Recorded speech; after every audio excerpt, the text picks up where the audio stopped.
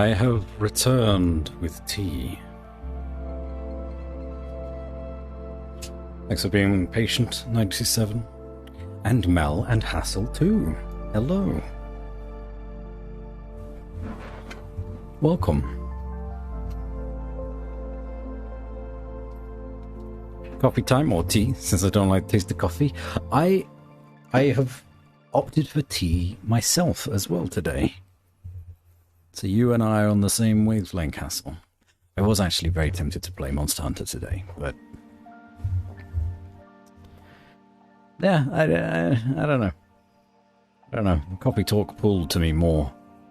We've been really good about playing Coffee Talk as the first stream of the week for the last 3 or 4 weeks. So I really wanted to try and keep that up. Got a tea refill and making my first meal of the day. Your first meal of the day? It's 9 PM, Mel. Come on. He's gone to Sunbreak, having a lot of fun. Nice. I am barely finished with low rank, I think.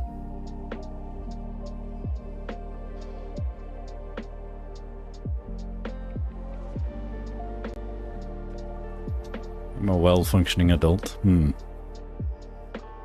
don't seem to believe you anymore. Listen to 97. Everyone take care of yourselves. You know what? Collectively, everyone hydrate and posture check. I'll do it too. Even though I just sat down.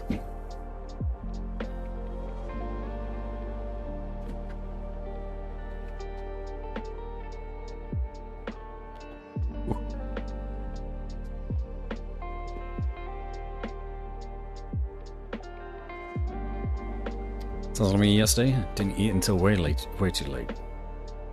That's all. You know better.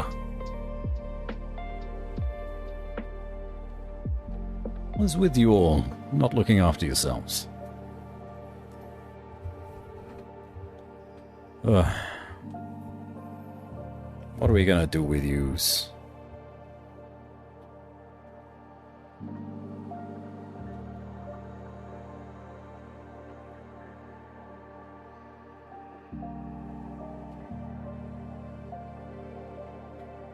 Do you want to turn my maternal instincts on, I assure you?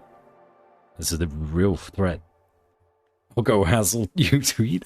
There we go. It's good.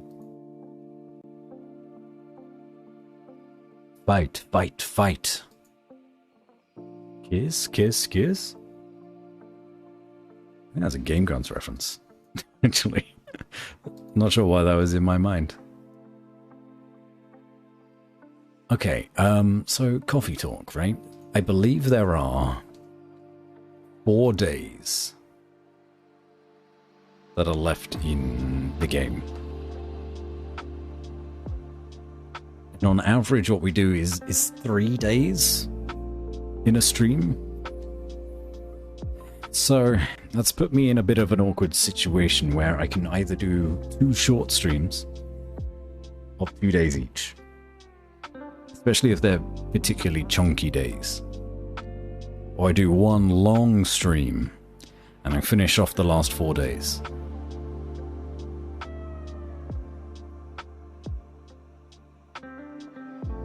So am I having a kind mum right now? Oh. I'm not around to look after her, so now she has to rely on chat. Had a lot of fun in Diablo 3.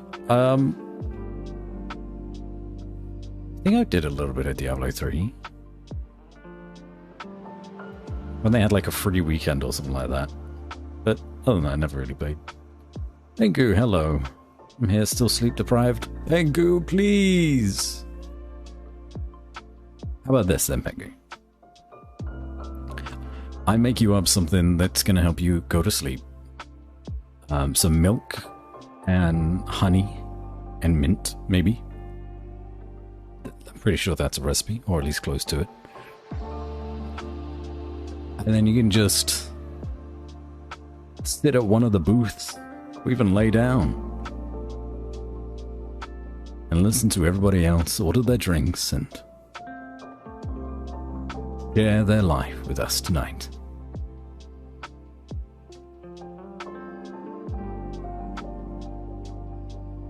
Got stuck at an airport. I sleep now. Throat is killing me. Yeah, you've had a rough few days, Mal.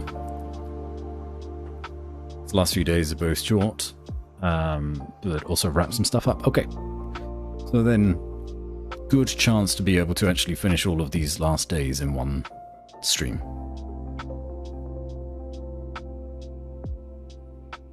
Okay, so I have to join Bessie's Discord and mutter you all to death.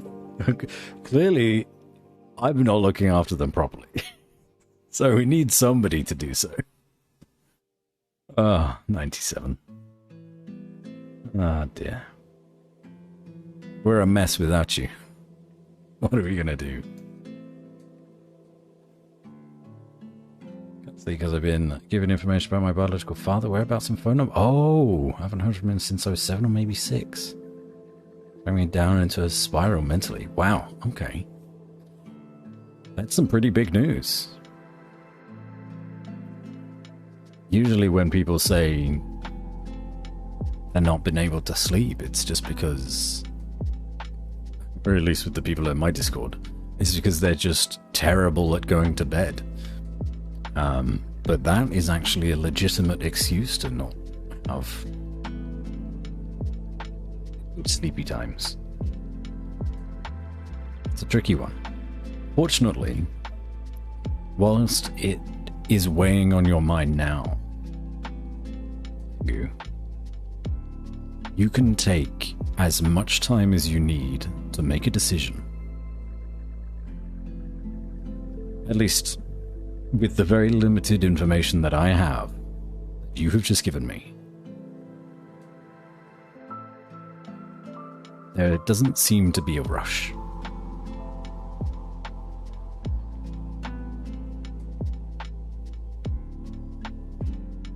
But what the fuck do I know? I'm just a guy on the internet. Not even one of the good ones.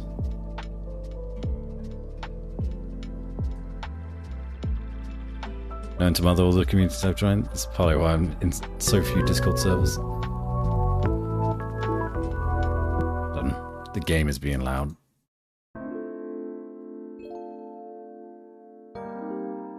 I envy you, 97. I'm a part of so many Discord servers, but I cannot keep on top of 90% of them.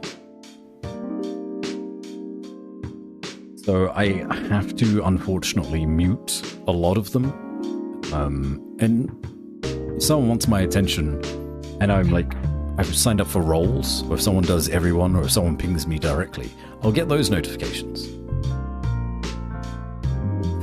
How many Discords am I part of? Let's have a look. 1, 2, 3, 4, 5, 6, 7, 8, 9, 10, 12, 13, 14, 15, 16, 17, 18, 19, 20, 21, 22, 23, 24, 25, 26, 27, 28, although most of those are dead, those last 4. 29, 30, 31, 2, 3, 4, 5, 6, 7, 8, 9. 39 Discords.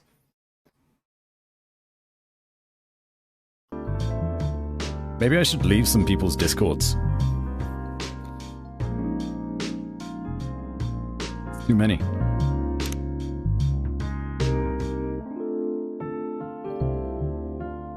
I'll just let sleeping dogs lie. Respect. Yeah, like I said before, take things at your own pace. Hopefully, no one's forcing you to make a decision or to do anything. This is just new information that you've gotten recently that, if you would like, you may pursue one day.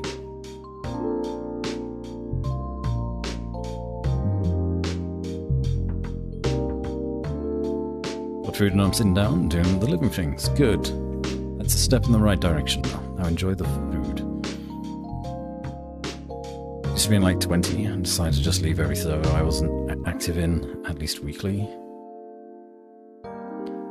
Yeah, I should probably leave the ones that I just don't particularly care about. Oh, an AMA. If you could have any book or movie turned into a Muppet version, which one would it be and why? A Muppet version of a book or a movie?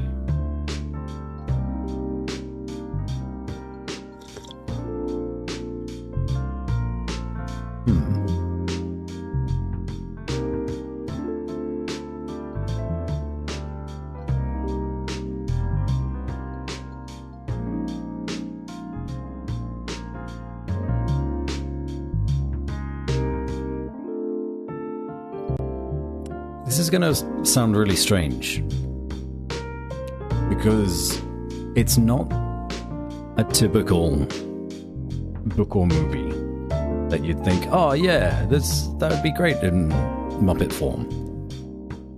But there is a book that I'm currently trying to read, and I have been trying to read it for the last year. That is a non-fiction book. It is called Sapiens, a history of humankind. And it's good at breaking down certain subjects, but because it is non-fiction and the context of it can be quite heavy at times, it's been difficult for me to get through over the last year because I've just not been in the mood to pick it up and actually start reading it again. So if the Muppets could turn that into a show or a movie for me and just really break down who we are as a species, as Homo sapiens, I think that'd be great. Also, seeing as Muppets aren't Homo sapiens, if they could explain that for me too, yeah, I don't know. I think I'd be able to digest it easier. That's just because I'm currently reading that book. Currently, asterisk.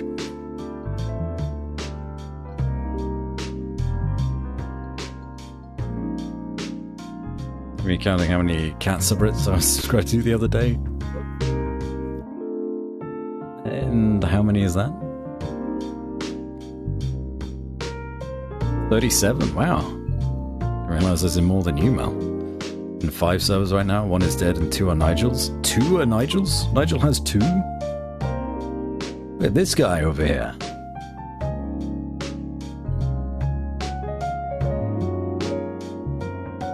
A Lord of the Flies Muppet movie would be great.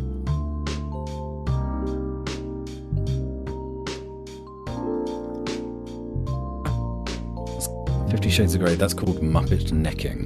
Don't look it up and don't ask how I know. We all know how you know, Pengu.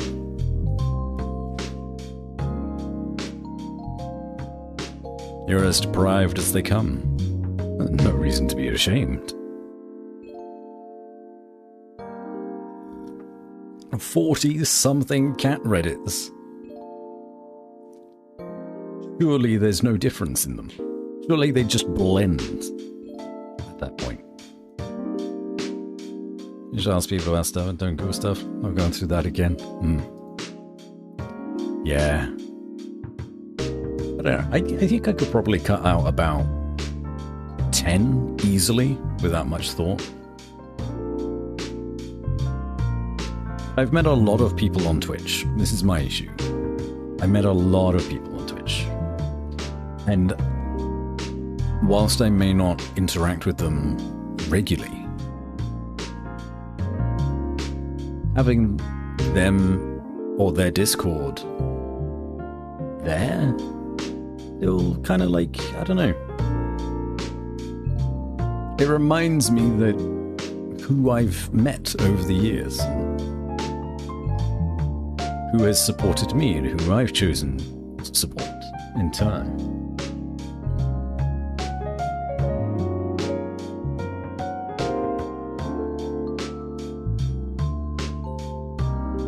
No, it's tough. It's tough.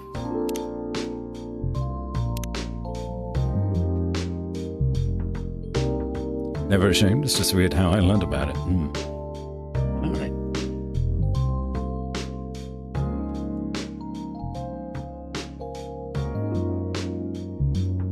Always tell at a glance which one it's from.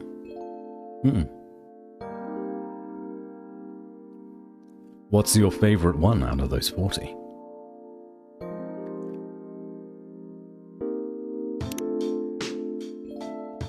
And whilst you think on that, let us start. October 2nd. Thank you. You cheered 1 bit. Thanks for the biddy. Cherish it like a D4. All of them are no choosing between. Okay. Thank you. That's 200 biddies. That's 201 biddies total. And now that's another 4. What are you doing?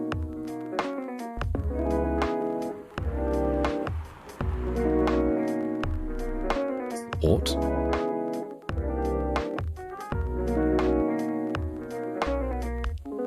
Oh, from when I was mentioning the discords of the people that I choose to support? Ah, Pengu. That's very kind of you, thank you.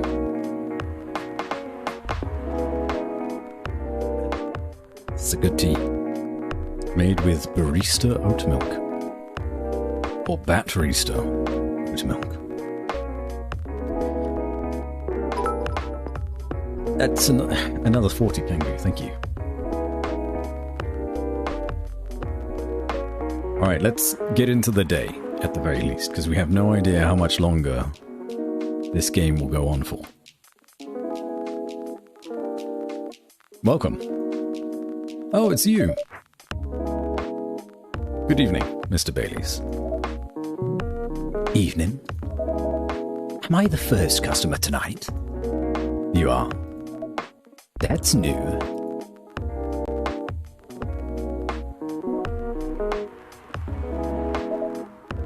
Freya's not here. She said she's coming later tonight. It's something to do with meeting some fellow writer friends. Why not do it here? It's my favorite place, right? Her friends have insisted this place from... Wait? Her friends have insisted... No. Try again. Her friends have visited, not insisted, this place from time to time. Just not as much as her.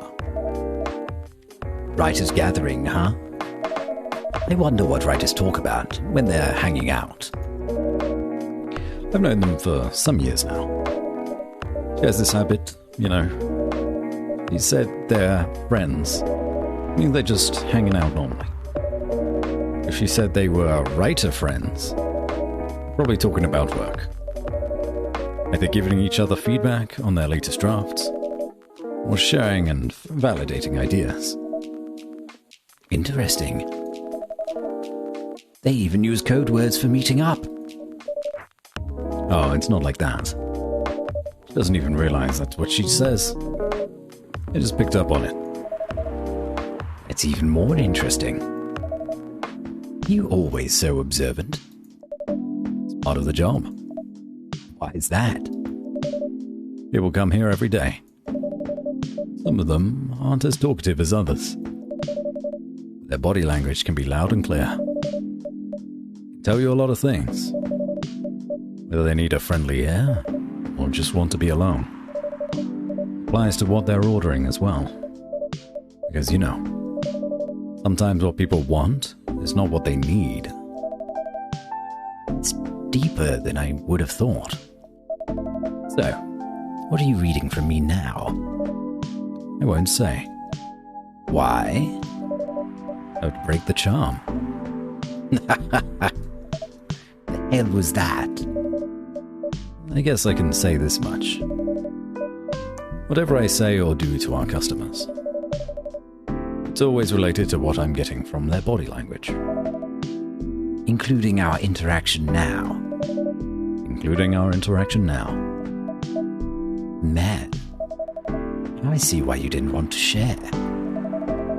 Even that was enough to make me feel like I'm naked in front of you. By the way, I haven't ordered anything. What are you having tonight? Hot chocolate. With ginger and cinnamon. I heard that's a good drink for a bitter heart. With ginger and cinnamon? Let's look it up. Had extra bits lying around? Oh, now they're in my pocket. Jingle jangling away. It's a heart. Yeah, well, that is what he asked for. Shadows that will help you try to hide.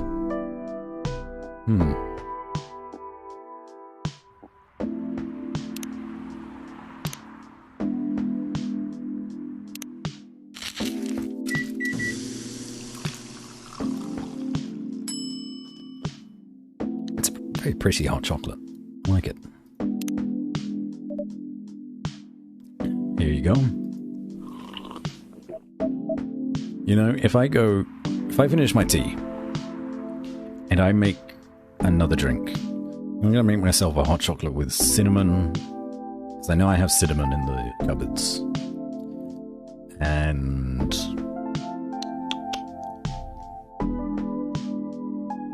oh, didn't someone recommend trying cayenne pepper in hot chocolate? I think that was Jackdaws or Nisha. Could be worth a try. You're a pretty romantic person, huh? Spending extra time decorating this drink. I did not. Only for special people and special drinks. Say, barista, tell me about yourself. So I made a list and counted it. I'm subbed to exactly 44 cat subreddits. Can you give us some examples, like 2 or 3? Also, do you have a cat yourself, 97? Or are you living vicariously through Reddit?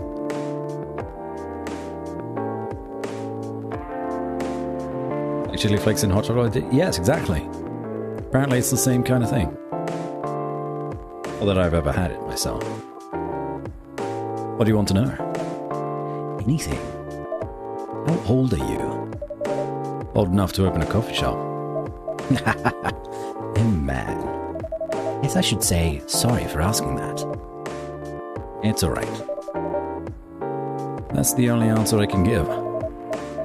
You're making me wonder. What I should ask next. Oh no.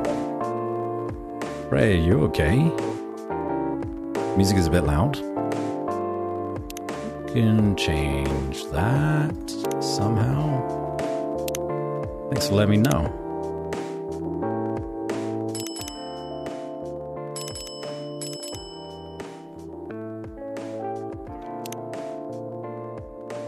How about that?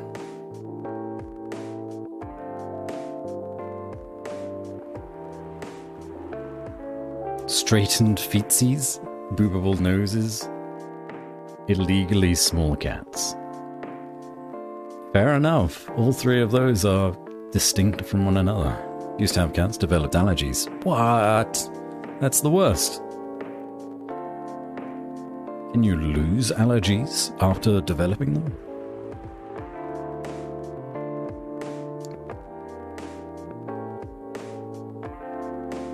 I hope so.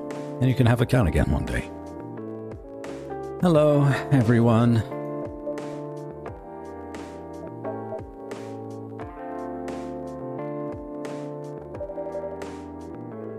Why are you both looking at me like that? Freya, you look horrible. No, I don't. Or rather, no, I don't. Yeah, you do. No, I don't. Unfortunately, I'm going to have to echo our dear barista. Yeah, you do. What happened? I'd better be asking what didn't happen. Because the answer would be proper sleep and decent progress on my draft. You need to rest. And miss my deadline? Hell no. Sorry, Baileys. I'll be able to keep you company. Because I have to finish this thing. For that, I'll need a whole hell of a lot of espresso. Oh, okay, we have a choice here then. Are you sure about that? You really should just rest. Here's something to help you sleep. Espresso! Please.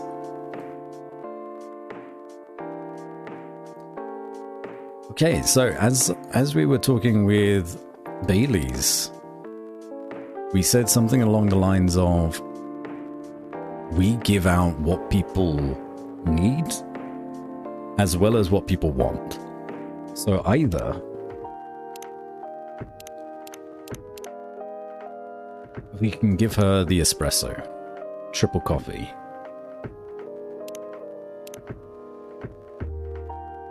or we can give her the bed chamber, milk, cinnamon, and honey to get her to actually sleep. You can lose allergies again. Oh. Biology is weird, man. I don't understand how any of it works. I feel like what they want and what they need. I feel like we should probably give her a sleepy drink. She's our friend. Sleepy time tea? Do we have any sleepy time tea?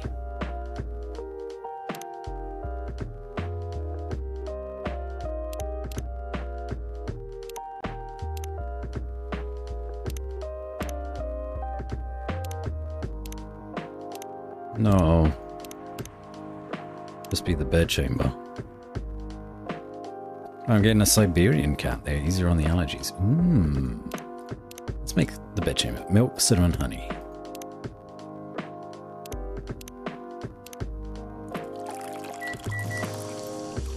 She's not going to be happy with us. But you gotta go to bed. There you go.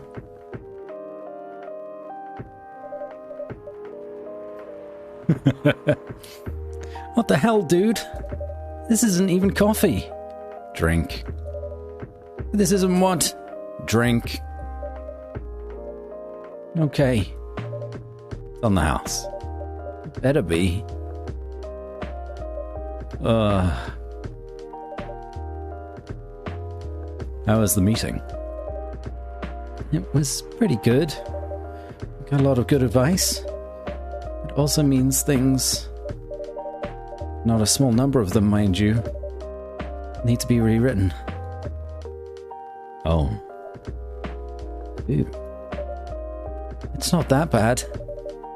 Rewriting is part of the process. It's just that... It's just... I'm going to my usual corner. Though, thanks to your drink, I'm not sure whether I'll be able to stay awake or not. It's the idea. When you're so sleep deprived, you can't actually work efficiently. Right?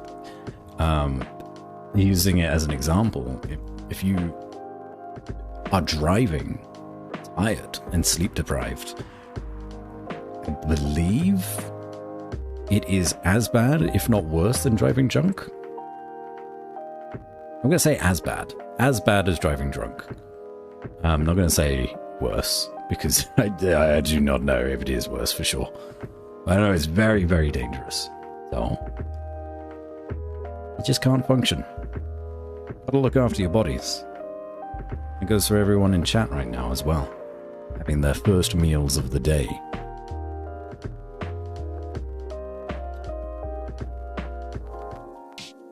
A friend who did not tolerate chocolate at all. He kept on eating it, and after a few years, he was able to tolerate it. Oh, cool. So we just need to eat some cats. Nice. Got it. Thanks, Hassel. Great advice. Leave it up to you. I'm going to take a power nap before work tonight. Oh, nice. Go get that nap, Pengu. Exactly as what we were saying before. Can't function without sleep. You try your best. Hopefully, the Z's come easy to you.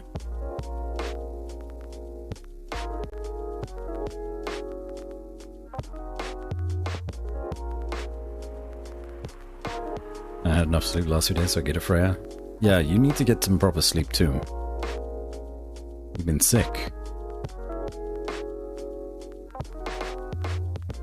Your old ex-friends. Used to be allergic to tomatoes, now she isn't anymore? Wow. As I said before, the human body is weird. She looks horrible. She does. Don't worry about it. She'll finish it. Isn't the first time she's acted like this? No. But this time, the stakes are pretty high.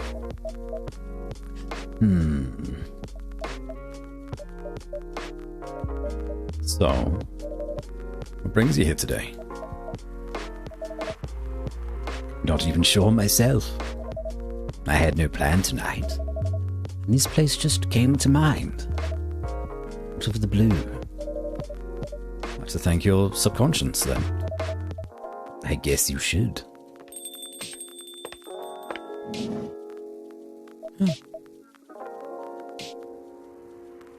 Just out of the blue, they both come here on the same night, driven by their subconscious. Would you look at that?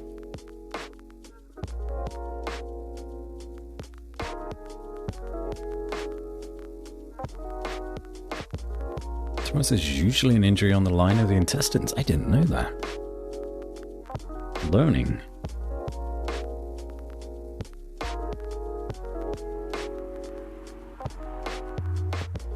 Not everyone can handle the bird with the cat-eating skills. You know, I totally see your character in Wildermyth doing that exact thing as well.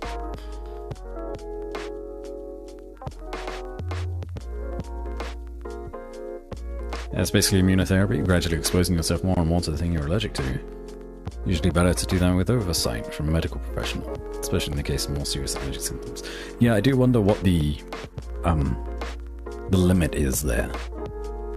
My sister is incredibly allergic to peanuts. I would highly, highly doubt that there would be ever any recovery from that allergy. But I don't know. I'm streaming on Twitch right now. I ain't a doctor. I have no clue. I'm not gonna pretend to know. Not sure whether I should think it or not, though. Hi, Lua. Hi, Baileys.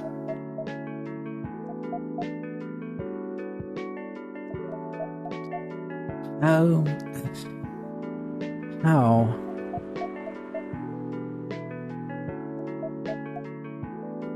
You first. No, you first. You first. No, you first. No, you go first. No, I insist. No, it's okay. You go first. These fucking two, and I'm just stuck here in the middle, just being like, God damn it. Get out of my cafe. Go find a hotel somewhere. I was just going to ask, how are you doing? I'm fine, thanks. How about you? I'm good, yeah. Oh, they're both sad. I think I need to order something first. Yeah, of course. Go ahead. Hi, Badrista. What are you having this evening, Miss Law? Gingerbread coffee, please. She just seems sad all the time.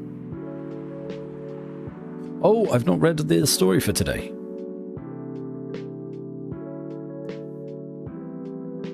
Others did that with hay fever, were great. Oh, nice. Allergies are a difficult one because they usually involve the chance of anaphylaxis. Which ain't great. Actual medical immunotherapy can still help. Generally not worth it. Yeah, I suppose, like, not such a huge problem to just avoid certain kinds of nuts. Hey, Nige. Welcome in. How you doing tonight? Okay, so Bailey's. His favorite things are punk. He's been listening to Pumpkin Spice since he was a wee lad. He's doing his life escaping bloodlines, experiencing life one color at a time. One day I'll have my own solo exhibition.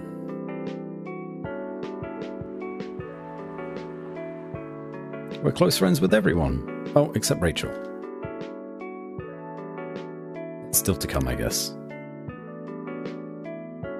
It's the best start of the day in Joni and drove home to Blighty. Wow! It's a long way. Are you in need of a coffee?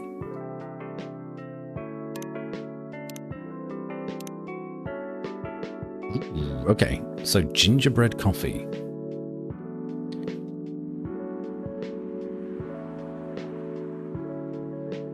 So, it's got to be coffee first.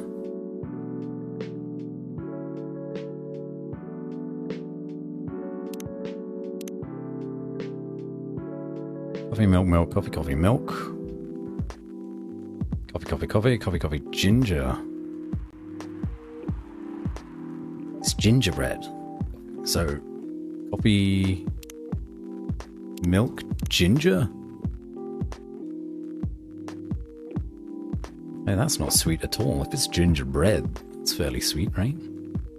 Coffee, ginger, cinnamon? I'll try that as well. Try that after this. It's a very long way. Yeah. No, it's not milk ginger coffee, and that looks terrible. Trash it. Do coffee, ginger, cinnamon.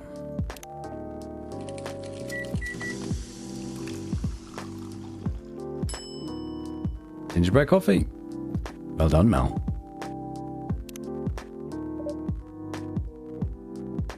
Hopefully you got home all right, Nige. Here it is. Thank you. My grandma used to make this drink for me. Reminds me so much of her. Reminds me of when I was growing up. With my family. How's work? It's going pretty okay. You know, I'm desperately just kind of switching up accent and everything for Lua because I just don't know what kind of voice to give her. And, you know what? Let's just settle on like some kind of Oliver Twist. Sort of. She's the one character I've just really struggled with the whole way through. You? Not taking any new jobs on at the moment. Because, well, you know. Yeah, I get it. You have enough in your savings, right? It's a very Lua thing to ask. But yeah, I do. Thanks to that last annoying job. It went well in the end. She's like so sophisticated.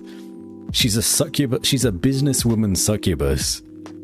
But at the same time, she's just been ripped from Mary Poppins.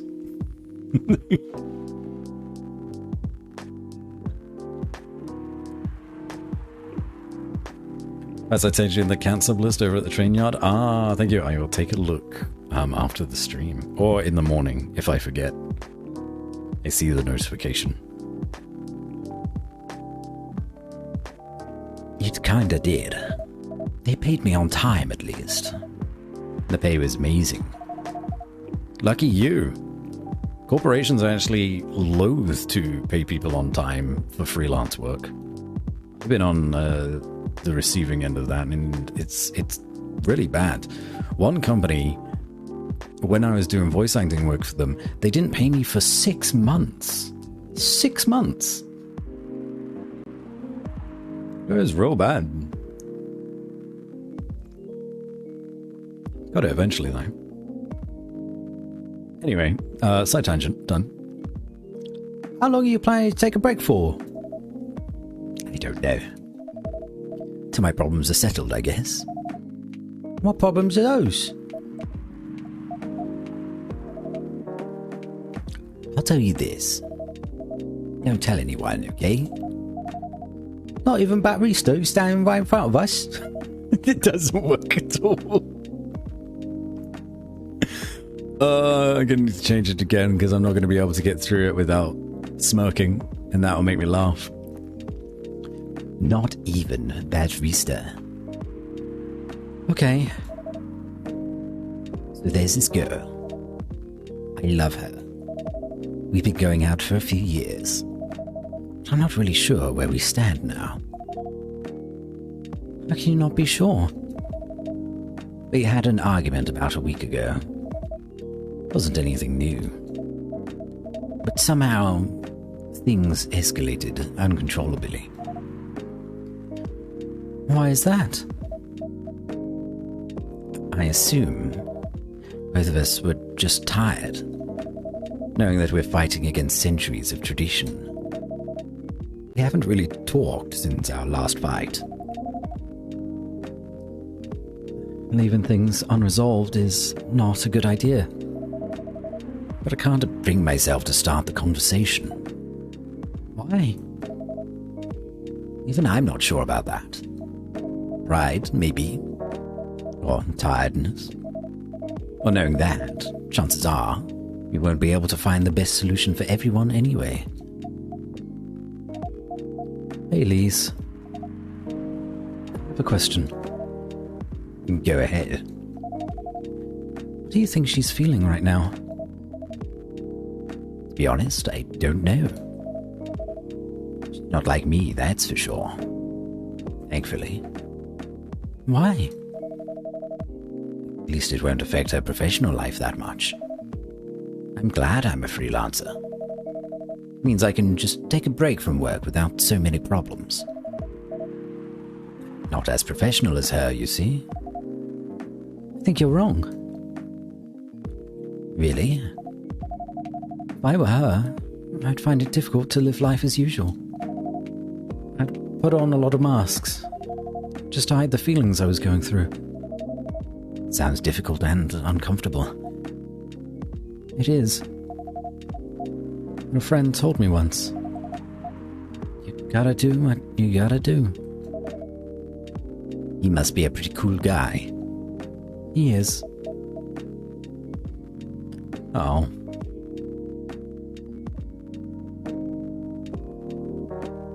So there was a text about allergies and food intolerance. No, it's all good. It's nice to have an expert in chat about any given topic. I'm happy to hear whatever you've got to say about it. Playlist of the cat ones. I am subbed to some dog subreddits too. Okay, we've got to add the cat ones and the dog ones together.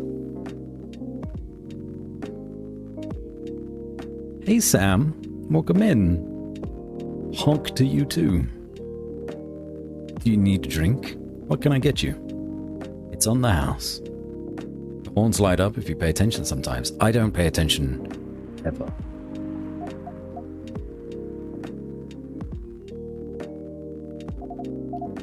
What's next for us, Baileys? I don't know, Lua. I met some new people this week. Including that supermodel. You knew? The girl in the corner told me. Yeah, including that supermodel.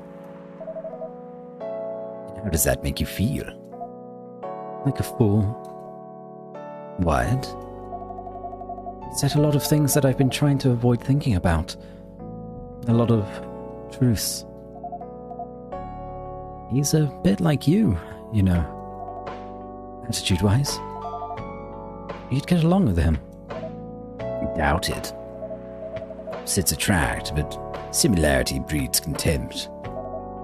Ever heard that before? A lot. From a certain hipster elf. And after listening to that guy, what's your stance on, you know,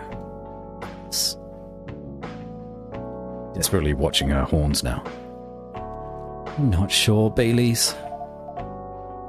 What about you, yourself? Had any similar experiences this week?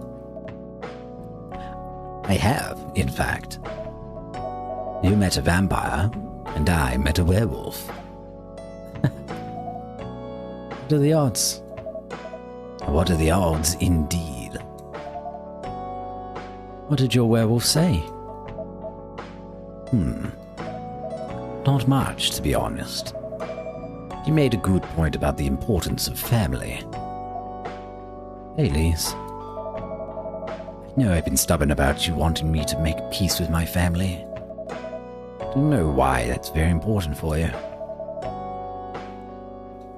But Freya said something that kinda hit me hard. What was it? I was just using you as an excuse to escape my family. And I actually want to do that anyway. For myself. You know me, Baileys. I do. Do you know how I feel uncomfortable with people leaving their families? Which makes me an asshole, I guess. I get why you think that way, Lua. Blood is thicker than water. Not actually the full sentence.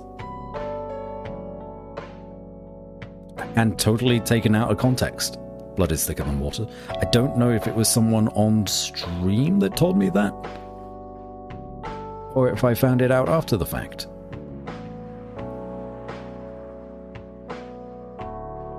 Oh, like third-person conversations about your relationship? I think it could, yeah, like they could maybe get a good perspective that way. It's up to 7 specific dog-focused subreddits. Oh, 97. Disappointing.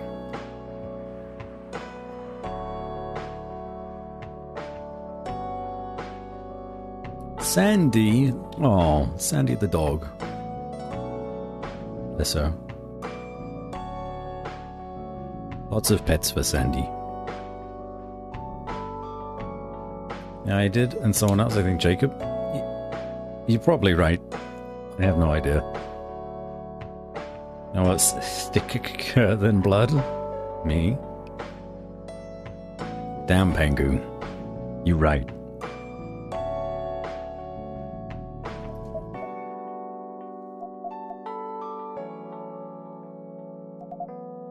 What shall we do?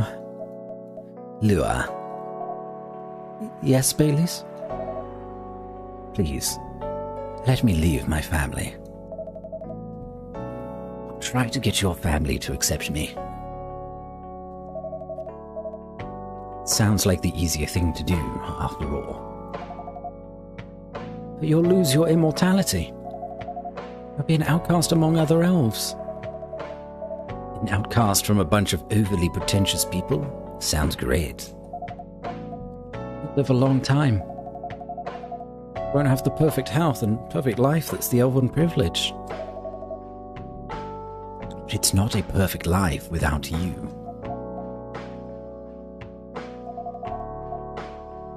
What if our relationship doesn't last? You'll have lost everything. You'll blame me. Lua, I will never blame you for anything. We're talking about who I used to be. That guy would never have blamed himself. 100 reasons for why something failed, but never anything to do with him. That won't happen with us. You know why? Because I've learned so many things by being with you for 10 years. It made me a better person. So, you don't need to worry about any of that. Because right now, you're the most important part of my life. I don't need an immortal life. Because without you, it won't be a life worth living. Baileys.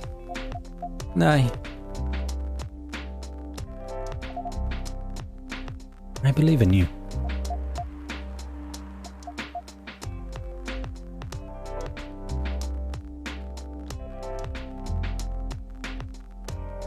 Smooch. They smooched.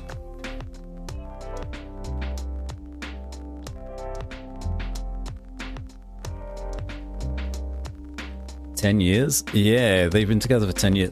To be fair, she's a succubus and he's an elf.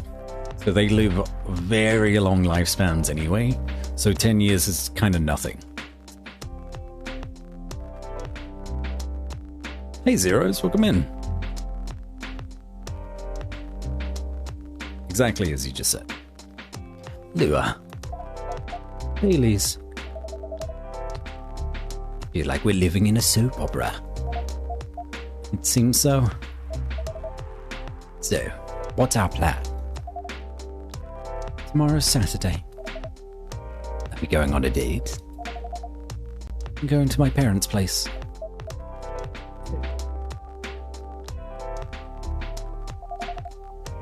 And I want you to come with me. What? It's so sudden. Do you already have plans for tomorrow? No. It's just not prepared to meet them. You'll be fine.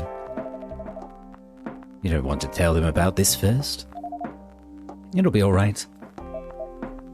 Well, they never forbade you from dating other races?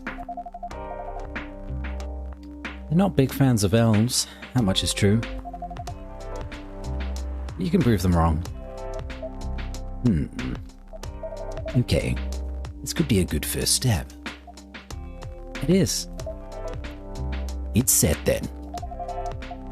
Don't know what'll happen tomorrow, but we can think about it. And anything else. Later.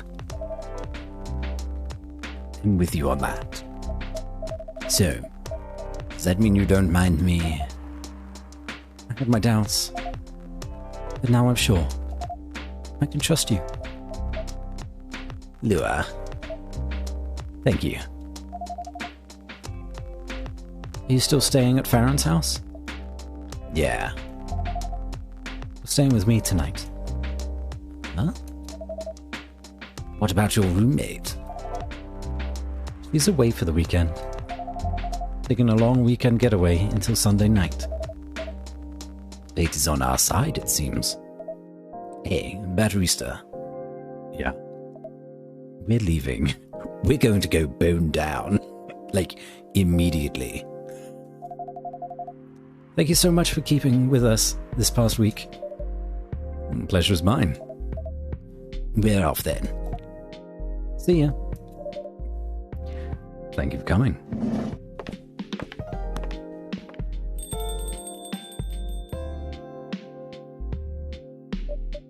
There we go. One relationship repaired.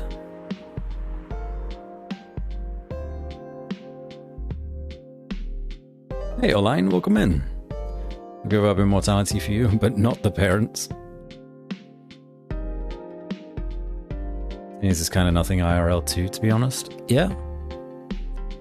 Yeah. It depends what 10 years. Because if you're with someone between, 40 to 50, then it's not a lot. But if you're with someone from, I don't know, like 18 to 28, it is a lot.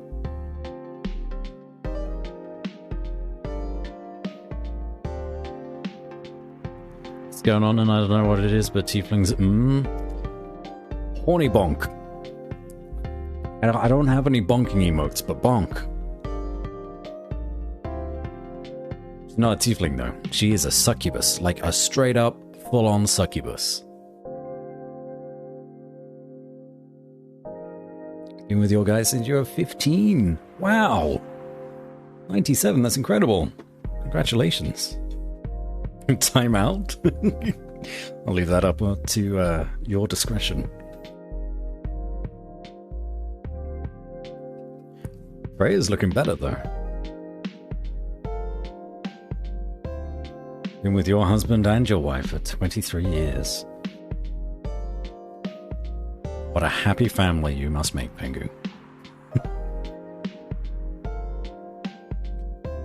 Come on, dear, one time. It's all it takes. It's all it takes.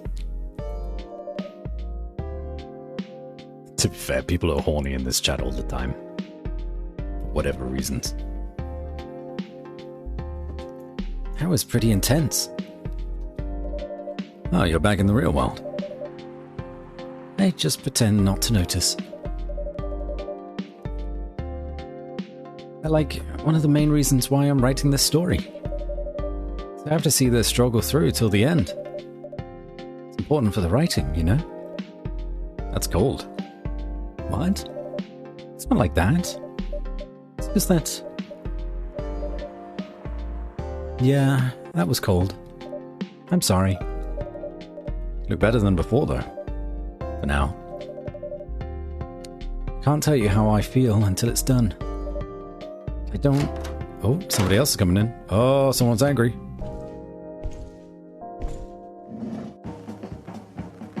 Oh, dear. Buddy? You good?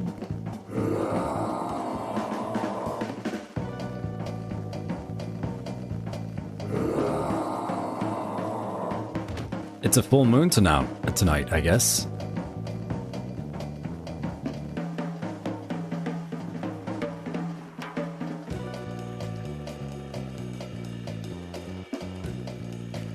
Oh, I realize I don't get to see them unless I'm showering. Well, I imagine it works very similar to long distance. Like, all they can come in here and do it anytime they want. It doesn't mean that they won't get bonked for it. They can come in here and be horny. They're still gonna be bonked, just like you.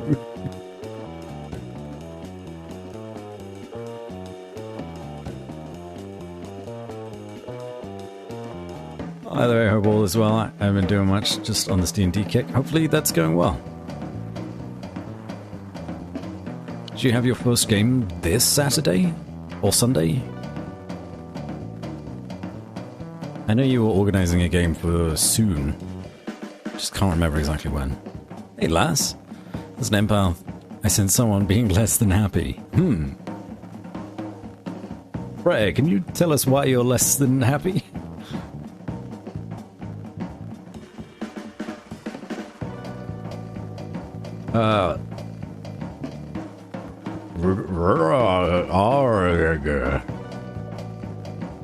Whoa.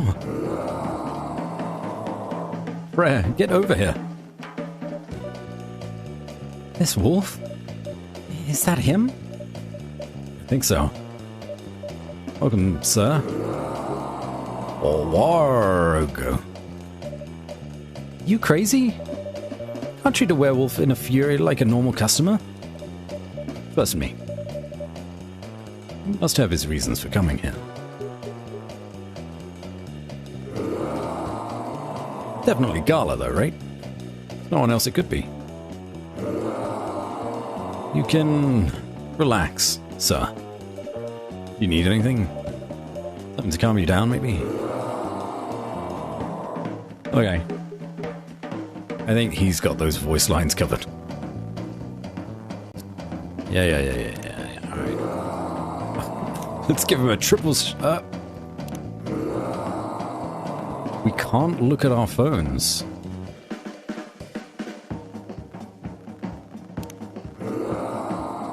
He rolls my phone away.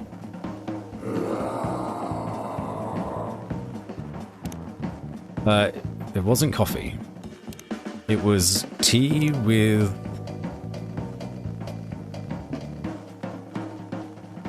I think it was tea. I don't know how to make the Galahad. I'm trying.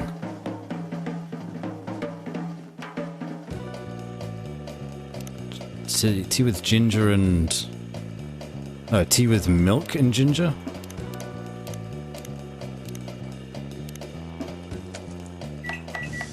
I got some retries if this isn't it. First try. Here's your...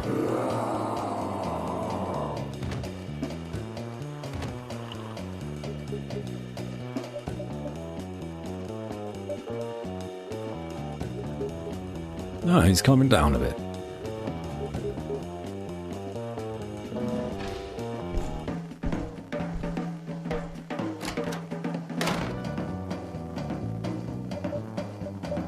So he just left, I guess. What the hell? Is that really him? Seeing the reaction to the drink. 100%. Whoever he is.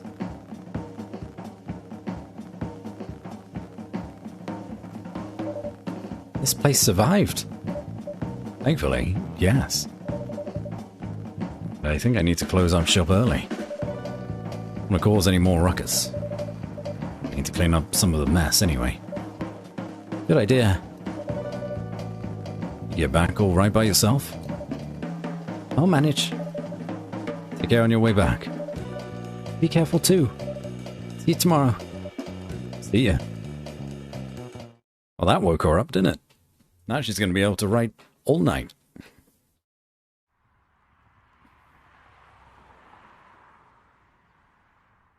That tongue and those teeth getting me hot under the collar, Mr. Werewolf. I'm really going to need to commission some kind of bonk emote, aren't I? This is getting out of hand. Now there's two of them.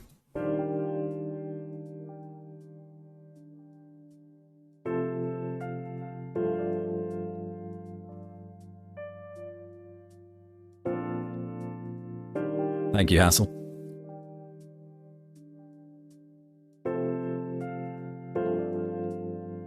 Campaign got postponed until this weekend, yes. Basically I got bored, starting on making a regular homebrew campaign. There's too much. You're doing too much. Don't overwork yourself. Remember, breaks are important. You're a monster breeder, what can I say? I hope that's like a Pokemon, like, daycare type of deal. In fact, no, I don't. I don't wish that. Could go wrong in so many ways. Saturday, October 3rd, 2020.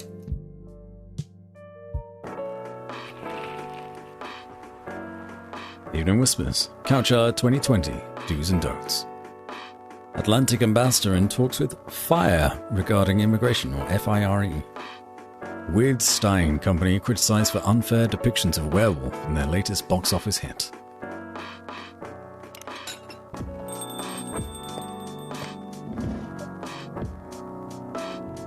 Not working at all. I re-downloaded Bloodborne to pass the downtime. Have you got some holiday you're taking? I don't remember the last time you took any holiday. Probably for the wedding. Does Pokemon give you my monster egg spats? I've seen Alien. I don't want them, thank you. Welcome. Hey, Matt Reeser. Good evening, Freya. You look very cheerful today. It's all thanks to you. What did I do? I finally got a good night's sleep last night. Like, I slept like a log. Proper 12 hours of closing my eyes and not thinking about anything. Good for you. You really needed that. I know. I had the deadline coming. Been pushing myself to finish this draft. Bit too much, I guess. How's it going now? You won't believe this. Probably will. But when I woke up this afternoon, the words just flowed through me like water. And not force crap like I've been writing recently. That's why taking a break is important. Folks, looking at you. Real people.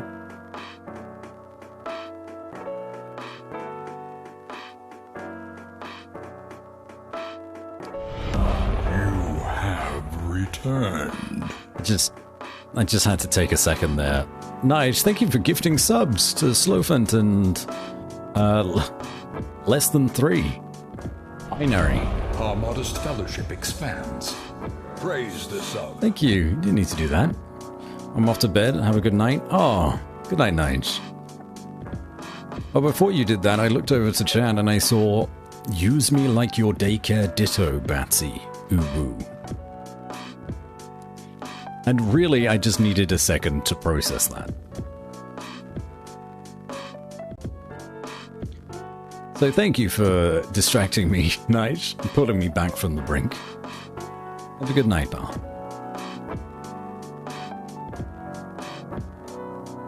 Get that good rest. You've been on the road for a long time. Hydrate and posture check. Thank you, Zeros.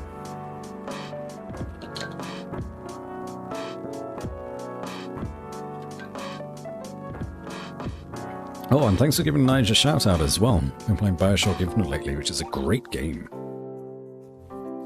Great game and a great dude.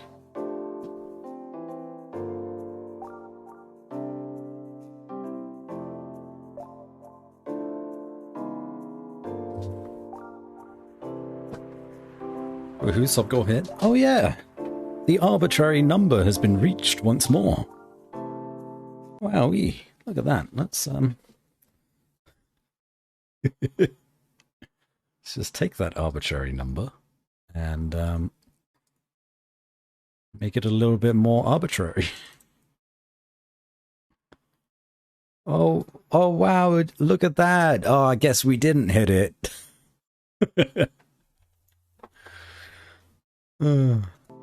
Thanks, Nige. Great dude. That's why taking a break is important. Yeah. You don't need to start lecturing me now. So, what's your plan? Or rather, so what's your plan now? Now, as in right at this moment? I'm planning to go to the bathroom and wash my face. And after that, I'll continue writing. Sounds like a solid plan. Can't believe you just changed the sub goal like that and not even to 69. To fuck, you're right. You're so right. You're so right. There you go. That's better. You know where the restroom is.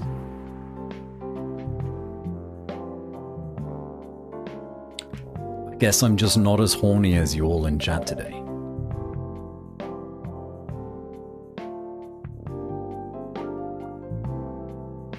Okay, I need something to drink now. Freya, you're unemployed. Don't waste your money on coffee shop drinks. That is so weird, coming from the coffee shop owner. I know. You've been a regular for years. You only need the vibes of the place. Just right here. Well, I can't do that. You don't have any customers tonight. What would I do if this place went bankrupt? It won't happen. You'd be so sure. Just take this tap water and go do your work, okay? But we can't give her any more handouts, so we just have to give her water.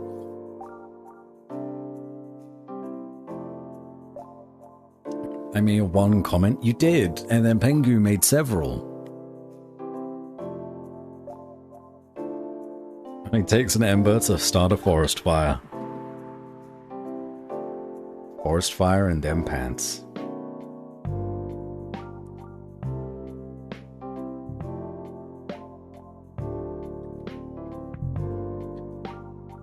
Ooh.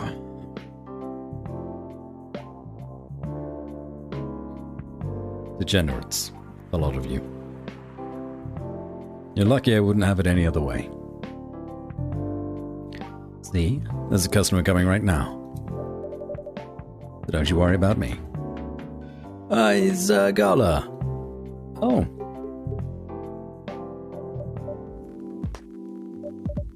Hi, Gala. What's wrong? I know you're a man of few words. This is maybe pushing it a bit. Freya? Bad Rista? I'm truly very sorry for what happened yesterday. Gala? Hey, it's alright. No one got hurt, right? And the coffee shop's fine. Don't think about it too much, Gala. Like Freya said. No casualties and no problems with the coffee shop. I still need to redeem myself for the mess I made. And the scare I gave you. I'm sure there's something I can do. Big, strong, buff man like Gala? Work my shop. That's fine. Bring in all the customers. Why don't you buy something for the lady here? I'm sure she'll appreciate it. Hey, what do you mean? Do you want anything to drink, Freya? No. It's alright, Carla. I insist. You don't have to. Please accept it. At least it will help me stop feeling so guilty. At least a little. Alright, alright. I wouldn't mind a coffee. Not an espresso, mind you. Something with a little less of a kick. You know how to make sugar and spice? I don't, but I can. At least give it a try. The one with cinnamon? Yeah. Cup of sugar and spice, please. It's gotta be coffee, honey, and cinnamon, right? Honey is sugar. There you go. I'm the innocent one? No, you are never the innocent one. And there it is. Sugar and spice. Perfect. Alright, well, I suppose I should head out and start putting more thoughts to paper. Take it easy. Take it easy, Oline. Have a good night, okay? Thanks for coming to hang out with us for a little bit.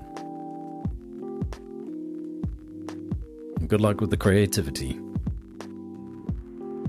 Am I horny on my sleeves and on my pasties? On my pasties? Pasties? It's easier to show it than try and deny being who I am. You should never have to deny who you are. Not even once. Sugar and spices for the lady with the vices. Hey. Well, I won't complain. Thank you, Gala. Don't mention it. Barista, you sure there's nothing I can do for you? You don't have to do anything, Gala. It's fine. To be honest, I'm curious. What happened yesterday? Yeah, if I'm not mistaken. You usually stay indoors during the full moon, don't you? I usually do. But there was an emergency at the hospital yesterday. What kind of emergency? The hospital was really packed yesterday. After that announcement. Announcement? The one saying that a replacement government-issued Fury sedative will be available soon.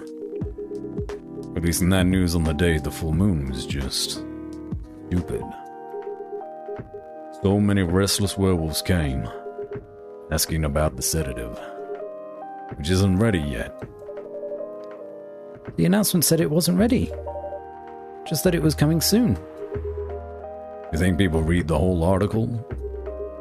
They only saw the headline and glanced at it at the news stall. And they went straight to the hospital. I don't blame them, though. Finding out that the only publicly available sedative is dangerous. It's difficult for some people. I ended up having to explain it to dozens of werewolves. I even had to put some rogue werewolves in the isolation rooms. It's that bad, huh? Yeah. To the point that we ran out of rooms to put them in. That's why, at the end of my shift, I left immediately. Normally, I'd have asked a friend to lock me in one of our isolation rooms, of course. But I couldn't, so I rushed right back to my apartment, where it was too late. Thankfully, I was in the area. I managed to force myself to come to your place.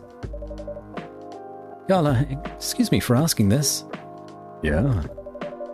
You didn't hurt anyone on the way here, right?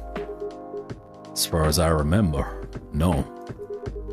I didn't see any blood on my clothes. It's good to hear. This might sound overly confident, considering what happened yesterday. But I have enough control to make sure I don't hurt anyone. As long as I have something to direct my fury towards. Usually, I end up destroying stuff around me. Or, worst case, hurting myself. Which explains all of his little plasters, maybe?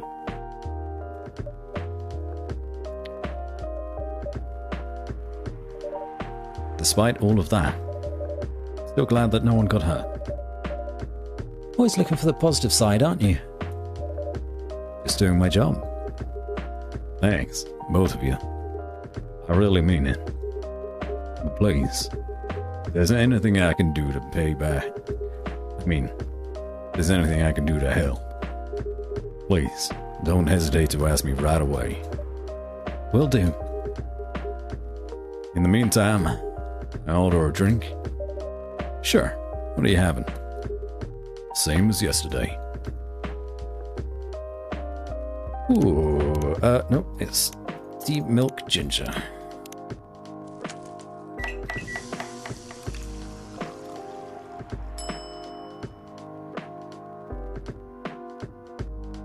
You know, if I added a little bit of ginger, the drink that I just finished would have been a Galahad.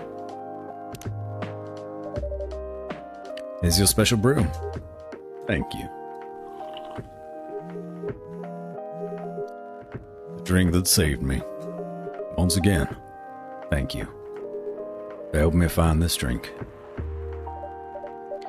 By the way, Gala, you can be 100% sure that the drink is your natural sedative. Why don't you put some in a bottle and carry it with you everywhere? That's the plan. It has to be warm, though. I can use a vacuum flask, I suppose. We gotta try next full moon. Don't worry, Freya. I'm gonna stay at my place for the next full moon. I'm not taking any risks. Before I can make sure how effective that remedy is. Phew. I really hope Gala is the one that publishes a new, safe sedative in the form of this drink. Who dis? What the? What's her? Rachel? What's going on? What else? Your father? All the problems are coming out now. Of course. What the hell was he thinking? Going backstage at Coachella, or Couchella, just to get into an argument with my manager. Huh? Before we continue, barista cafe latte, please. Okay. Coffee, was it double milk? Yeah, double milk. I got sugar and spice and gingerbread coffee now, sweetened with brown sugar to satisfy the cookie monster. Spicy sweet and natural bliss in a cup. Also,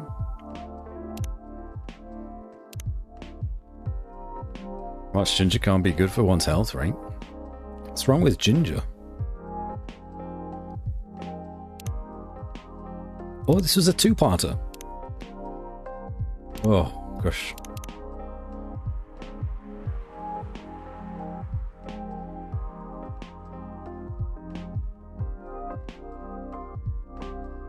Did I read this one?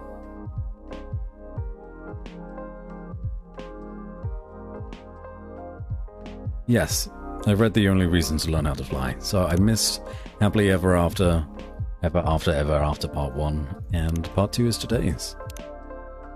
Don't like ginger? That's a big problem. I like just a touch of ginger. Okay, let's get through this, shall we? Happily Ever After, Ever After, Ever After. Part 1. Do I want to grow old with you? No, I don't want to do that. But I do want to be with you, here in this moment, stuck in eternal limbo, in an infinite loop of this exact hour, forever. Hell yeah, I do. That's probably the last time Romeo remembers having a really meaningful conversation with Juliet. But let's not get too far ahead of ourselves, dear readers. Just like any other story, this one also has a beginning. It begins with an introduction. Romeo is a young man of 20. He comes from a quite conservative, but not yet out of touch family. In other words, just like almost every other family in the world, he hates the name his parents gave him.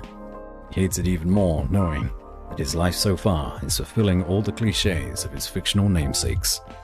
Falling in love with a girl named Juliet is really just the icing on the cliched cake. Juliet is a young woman of 20. She also comes from quite a conservative, but not yet out of touch family. In other words, they're also just like almost every other family in the world. She loves the name her parents gave her, although she hates the fact that her life so far is fulfilling half the cliches of her fictional namesakes. Falling in love with a boy named Romeo is unfortunate, but she has no plans to die stupidly over it. Both of them study at the same university. They're definitely not the type of people who'd naturally choose to be friends. Fate, however, in the form of a hip, young lecturer with an over-enthusiasm for assigning group projects and an unfortunate sense of humor, is what brings them together. A simple group assignment is what introduces our young Romeo and Juliet to each other. This is a really fucking long story. Even after their first fated meeting, and the many, many more meetings required to finish the assignment, there's no sign that Romeo means anything more to Juliet than a friendly acquaintance she spent a lot of time in the library with. Nor, honestly, does she mean that much more to him. In fact, after she made an ill-judged joke about the literary elephant in the room, it probably means significantly less. But as time goes on, and as the group assignments keep coming without the lecturer ever assigning new partners, Romeo and Juliet become closer. They both begin to see things in the other that they hadn't noticed before. But for Romeo, the fact is rather frightening. How could I fall for somebody like her?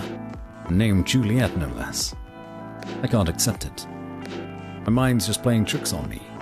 Again and again, around and around. His thoughts chase themselves whenever he sees her. The day is Monday, and Romeo has a class he needs to attend. However, something is different. Normally a relatively anxious fellow, he finds going to a class requires a lot of willpower. Today, however, he finds himself hurrying to get there. He knows why, of course, but he refuses to admit it to himself quite yet. The first thing Romeo does when he opens the door is to look at a specific table, the table where Juliet always sits. To his unacknowledged disappointment, the table is empty. "Fuck," mutters Romeo under his breath. He doesn't curse because Juliet is not there, of course. Rather, he curses because noticing this was the first thing he did upon entering the room. After sitting in his usual place, Romeo reopens his book and begins reading. Every time someone opens the door, Romeo turns immediately to look and quietly whispers a curse. Again, he is not cursing because he is disappointed it is not Juliet who enters. He is cursing because he turned to look. A few minutes before the class begins, Juliet finally arrives, announcing herself and her friend with a braying laugh as she does so. That sound used to be one of the most annoying sounds in the world, at least as far as Romeo was concerned. But today, it brings a small smile to his face. "Fuck," curses Romeo again, after he realizes he just smiled at the sound. Is Romeo in love? He probably is. He doesn't want to admit that. Falling in love with Juliet is dangerous. Extremely dangerous. They come from completely different backgrounds, they have different skin colors, and they worship different gods. There's no problem with interracial relationships, of course. Or rather, he has no problem with interracial relationships. Of course he doesn't. But he never expected it to happen to him. This simply will not do. "I need to talk to you." Romeo looks up. Juliet is standing over his table. Her jaw is set, but her eyes are worried. He completely forgets all about his own problems. What's up?" he asks. "Can you keep a secret? It's really important." "Sure, I guess I can." "Good enough. I really needed someone to talk to." So, Juliet sits down and begins telling her story to Romeo. She talks about the problems she's been facing over the past few months, how they affect her study, about how he's not the first person she's talked to about this, on, and Romeo listens to every word. Eventually, Juliet stops talking and sits quietly. Romeo thinks that she'd look somehow lighter than she did before she began talking. He doesn't know how to react to what she told him. He tries giving her some advice. Really stupid advice, he thinks as soon as he said it. That he believes it's probably much better than just listening and nodding and watching her walk away. He doesn't think he wants her to walk away from him. He thinks about this. One thing is for sure. Juliet trusts Romeo as a friend. They've shared a secret now. Even though Juliet has shared the same secret with others before him, it still makes Romeo happy. So damn happy. How pathetic I am, being happy because someone I like came and told me she's not. Romeo thinks, and then shakes his head, like a dog shaking off water. After sharing everything she had wanted to share, Juliet starts talking about lighter topics. Soon, they are joking freely. The dark mood of earlier almost completely dissipated. Just before Juliet leaves, Romeo asks her something. Why did you tell me all that? Well, I don't really know. I think I can trust you. You're one of those rare few people who can talk to people directly without sugarcoating everything. It's refreshing. She shrugs. I guess that's why. What Juliet said is true, but Romeo finds it amusing that even though he normally speaks directly to everyone he knows, he can't do that with Juliet. He's not himself when she's around. Or so he believes. After that conversation, Romeo falls even more helplessly in love with Juliet. It's stupid, he thinks, as someone who rarely falls so hard for anyone. But Juliet is driving him crazy. And the fact that she makes him feel the closest thing to love he's felt in years. Yet a big wall of cultures, norms, and other societal traditions stands between them, hurts him even more. That is, of course, if Juliet is even into him anyway. As weeks go by, Juliet and Romeo become closer. They start telling each other stories more often. But all of these stories are limited to their courses, their friends, and anything at all besides their feelings for each other. She's not into me. She's just an extrovert. She's friendly with everyone, Romeo keeps thinking. It's when he's thinking about that suddenly Juliet comes and sits at his table. So you said you wanted to tell me something. It's true. He's already sent a message to Juliet, telling her he wanted to talk about something. Well, driving straight in. It's nothing all that important, actually, says Romeo. Come on, it's not like you to be so indirect about things. What's wrong with you, boyo? Romeo actually called Juliet to talk about her attitude recently. She's been weird, at least in Romeo's eyes. It feels like she's getting farther away, removing herself from many student activities she'd usually partake in. Juliet answers all his questions, all his thoughts and concerns about how she seems to be removing herself from all other side activities she manages to shrug off or easily explain. Maybe it's just me. Maybe I'm obsessing over every single thing she does, thinks Romeo, while a pit opens up in his gut at the thought. Is that all? Anything else you want to say? She questions him. Fair is fair, after all. Do you know what I used to like? Do you know that I used to like you? The words come out from Romeo's mouth, out of the blue. He's horrified, even as he recognizes that it's a lie. He still likes her now. Doesn't even know why he decided to confess his feelings right at this random moment. Never mind why he confessed with half a lie. Wasn't planned at all. When he heard Juliet say, anything else? Well, it's definitely one thing Romeo has been planning to say to Juliet for the last few thousand eons. Or as some normal humans measure time. Since around 8 months ago.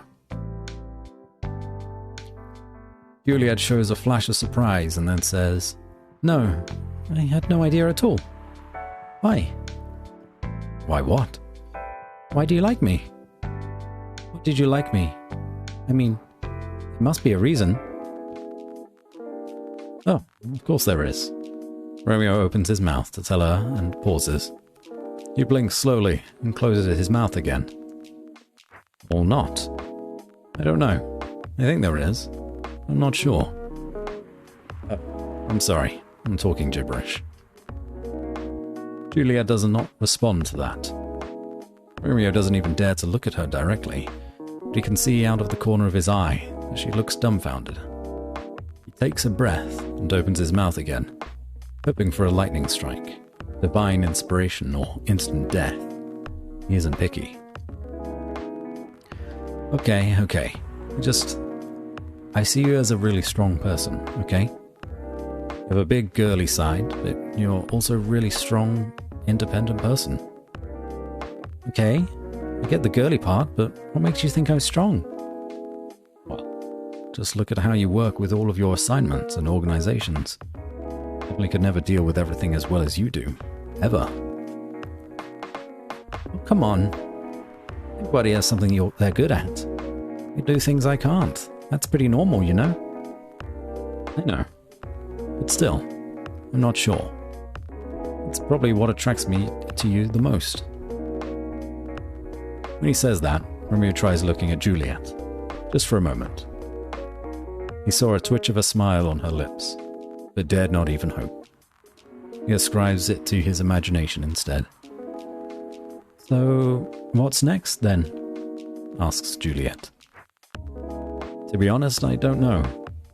I said this because I can't keep hiding it forever.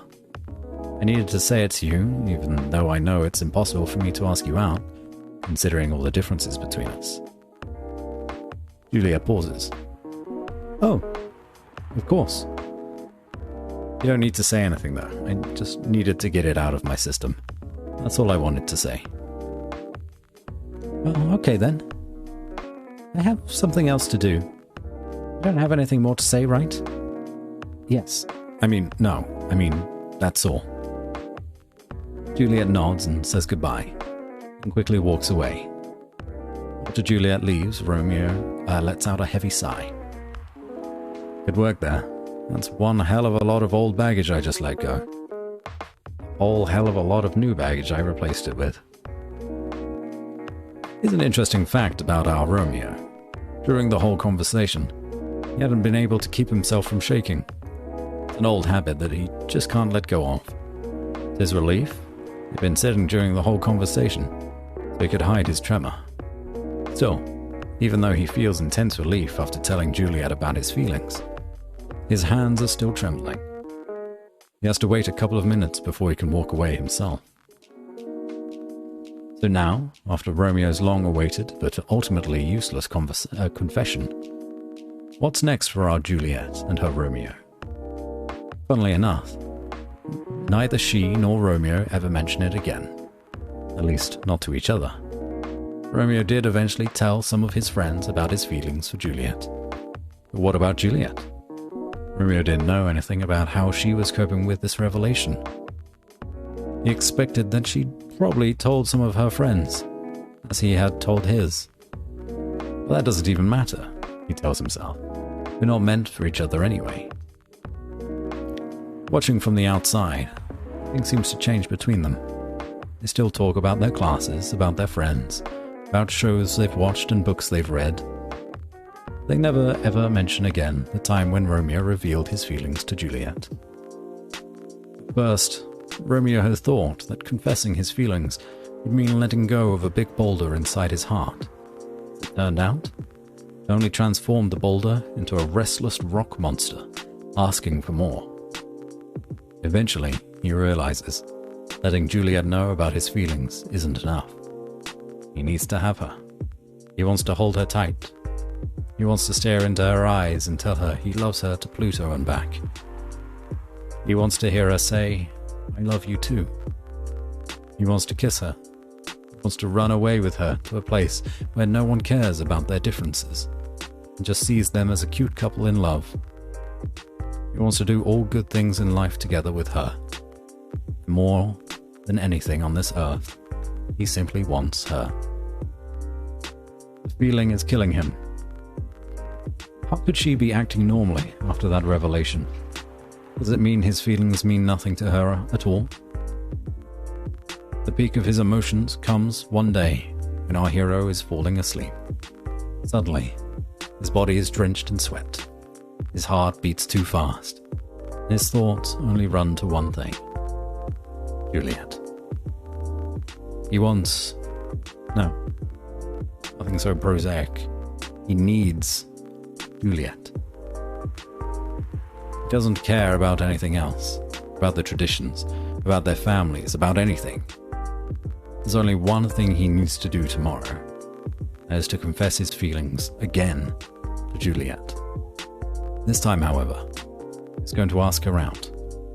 If she feels the same way, he'll ask her to just give it a try and fight the world together. He resolves that he is going to take a leap of faith. It will be the first thing he does the next time they meet. To be continued. Whoa.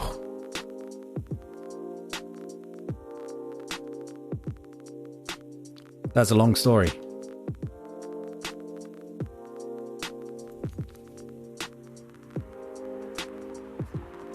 Just had to take my headphones off and just blast through that. It's a take on Romeo and Juliet for sure.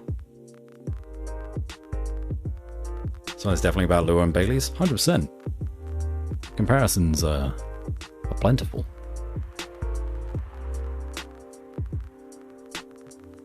Gonna have to switch over to mobile for sleepy times.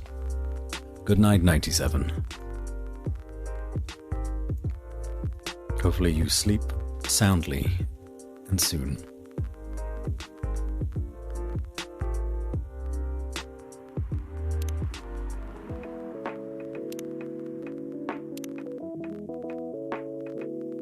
Past, present, and future walk into a cafe, needless to say it was tense. Oh, that was pretty tense. That story.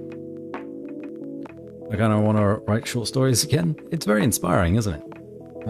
I'm getting a bit warm, so I'm going to turn on my fan real quick. Be right back.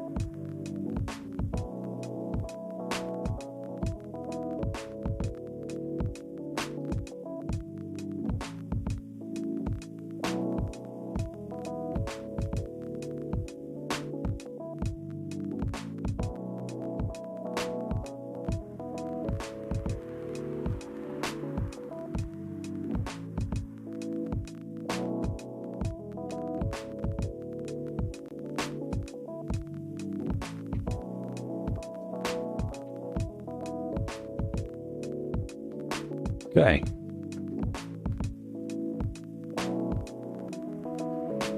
The story is finally over. Nope. No, it isn't. The first half of that story is over. Gotta get through this one now. Seems to be shorter paragraphs, though, from that quick skim. Oh. Here we go again. Happily ever after, ever after, ever after. Part 2.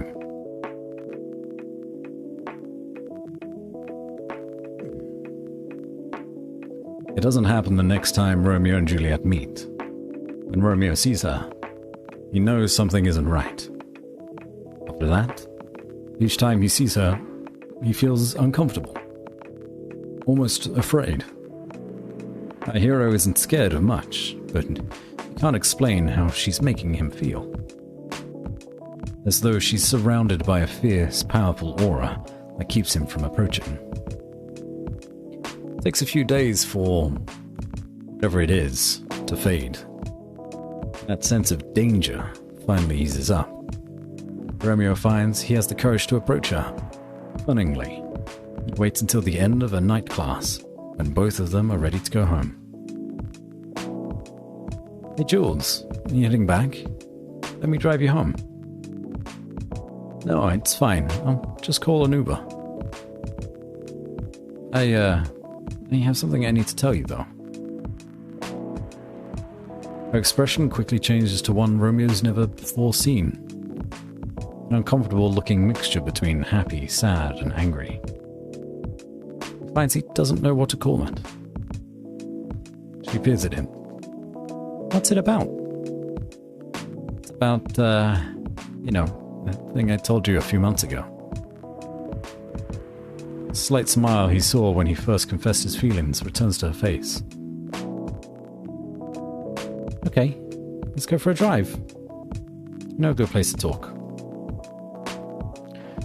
Juliet directs Romeo sporadically, and they chat normally to fill the intervening time till they reach what she reveals to be their destination. A large, dark, empty park. I didn't know there was a park around here. You know nothing, Romeo. Hey, what? You said you don't read or watch Game of Thrones. She side-eyes him. It's all over the internet, my dude. Good point. Well made. Our heroes climb over the locked gate and meander slowly along the paths until they find a bench, and an unspoken decision has them both sit down at the same time. By this point, it's close to midnight. The drive had been long, and he'd driven slower than usual to stretch out their time together. The sky is bright with stars, while the full moon hangs heavy on the horizon. A warm and gentle breeze brings with it the scent of wet earth and green, growing things. Far distant clouds tease them with the idea of rain before morning. It is, Romeo feels, perfect, as though God had created it especially for them in this moment. So, says Juliet, lowering her gaze from the milky splash of stars above them to meet his eyes. What do you want to talk to me about? And Romeo thinks, what the hell? Or rather, thinks, what the hell? And jumps right in. I told you I liked you. Do you remember? Yes. It was a lie. It's narrow. What do you mean? Careful, dear Romeo. Do not play with a woman's heart. I still like you. I never stopped liking you. And every day I like you more, and I don't think I can go another day without telling you how I feel. Oh, I know. His jaw snaps shut, and he blinks rapidly. It is not what he thought she would say. What? Is it that obvious? No. It was kind of easy to guess. Ah, okay. So yeah, there's that. And? You know, when I first told you how I felt, I thought it would help me clear my head. I wanted it to. Since then, it's haunted me. Why did I want that? I think of you and I want to see you. I see you and I want to talk to you. He continues, laying bare all the things he's been thinking of these past few weeks, culminating in an impassioned plea. I know it probably won't end well. I want to be with you. I want us to try. Juliet takes his hand and squeezes it. Feels the tremble in his fingers and says nothing about it. Romeo, I like you. She begins, and his heart near bursts. I like you a lot. Not only as a friend, but you know that. With our backgrounds and our families, it's impossible for us to be together. I know that, Juliet. I know. But I still really like spending time with you. Whenever I talk to you, I feel so happy and so scared. Why would you feel scared? because I don't want to say anything that will make you think less of me.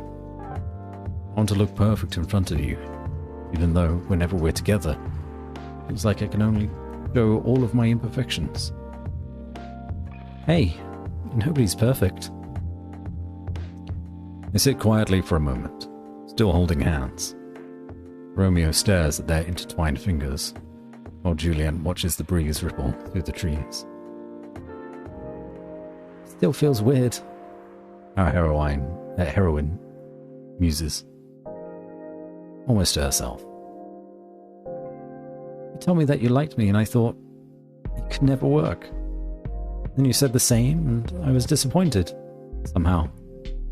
Now here you are telling me to forget about the rules and I'm the one saying they're important. Tell me about it. I don't even know where this is all coming from. I don't like what I like, and I don't like what you like. Please don't get me started on the fact that your favorite book is the single worst thing I've ever read. Huh? You mean The Secret?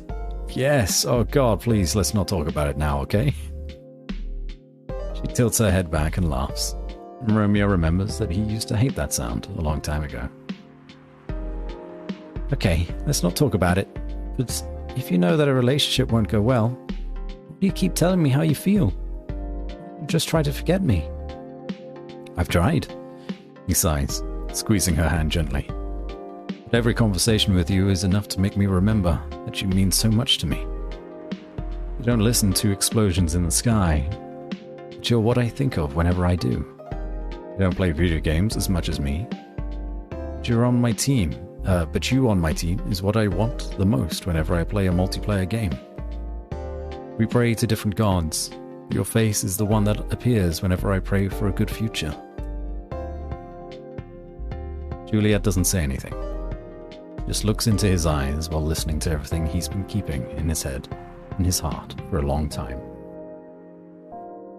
Before this, I always thought that when I fell in love with someone, it'd be a person that I wanted to grow old with. Do I want to grow old with you? No, I don't want to do that. But do I want to be with you, here in this moment, stuck in eternal limbo, in an infinite loop of this exact hour, forever? Oh yeah, I do. Neither Romeo nor Juliet speak for some time after that. They just keep staring at each other. I don't know what it is. I surely feel something strange, something magical is happening between them now. A delicate thing which twists in the air around them, young and oh so fragile. Do you love me? Juliet asks quietly. I'm not sure, Romeo answers. But if it's not love, I don't know what is. But if it is love, why don't you want to grow old with me? Because it is just love. You're such a widow. I don't know why I ever fell in love with you, says Juliet. Right at that moment, Romeo feels joy in his heart. A tsunami of happiness sweeping through his body, destroying all the baggage that has been messing with his head and heart for so many months. But then, reality hits as suddenly as the joy. Everything happens in a single instant. In just one moment, Romeo feels the greatest happiness and the greatest sadness he's ever felt in his life. Hey, it might not be worth you sacrificing everything, especially your family. But if love is really that special, maybe it will give us another chance to be together. Even though maybe it can only happen in another life, when we are both cats, says Romeo. Did you just quote Vanilla Sky at me? I can't believe you did that. That's hilarious that you said that. You know I hate that movie. It's a great movie. How the hell did I manage to fall in love with you again? Both of them start to laugh together, continuing until all the laughter drains into simple smiles. A simple, beautiful curve on their lips that shows a deeper meaning, only for the two of them. I love you, says Romeo. I love you too, I guess, answers Juliet. They sit closer now, while holding hands. Juliet puts her head on Romeo's shoulder. Is it worth it? She asks. For now, right at this moment, it's totally worth it. But whether that feeling will last as time goes by, as more people find out about it, I don't know. Juliet sighs quietly. Life sucks sometimes. Life sucks most of the time. That's why I want to make this moment last forever. If that's even possible. It's possible, if we believe it. Is that what that weird book taught you? Laughs Romeo. Shut up, Juliet answers, and pinches his hand. They stay silent again for a while. Hey, kiss me. Words come from Juliet. Romeo doesn't really know how to react to that. Why? He asks. I've heard people say that a kiss is a magical thing. It can stop time or take you to the future in an instant. I've heard that story. I always thought it was silly, though. The situation we're stuck in is pretty silly too, you know? Good point, he allows. Well made. So... They stare at each other. As they lean in, they close their eyes. And their lips touch for the first time. It's the strangest sensation either of them have ever felt. Everything feels so magical. It feels as if time has stopped, only for them. As if they're in an infinite loop of that exact moment.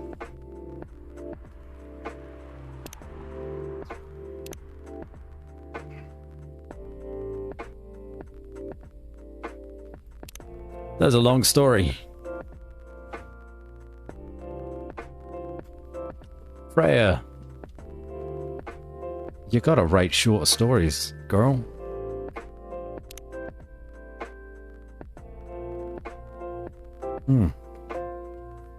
Thanks for the hydrate, Mel. Thanks for sticking through it, everyone. They used the actual band name there? They did? This guy was a great movie at the time. Never seen it myself. I'm sure it's good though. Let's make this cat girl coffee. Latte art.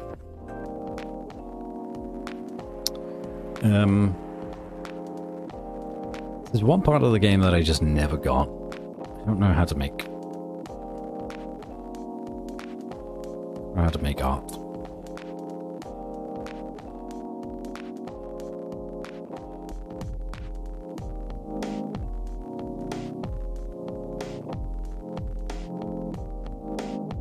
And then we like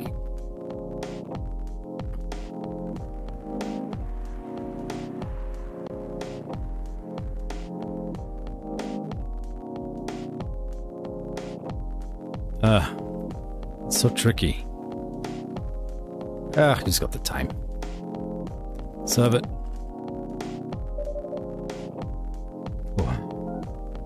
The devs were born in the 80s and liked all things indie when growing up? I imagine so. 80s and 90s? Does seem quite inspired. I dig it a lot.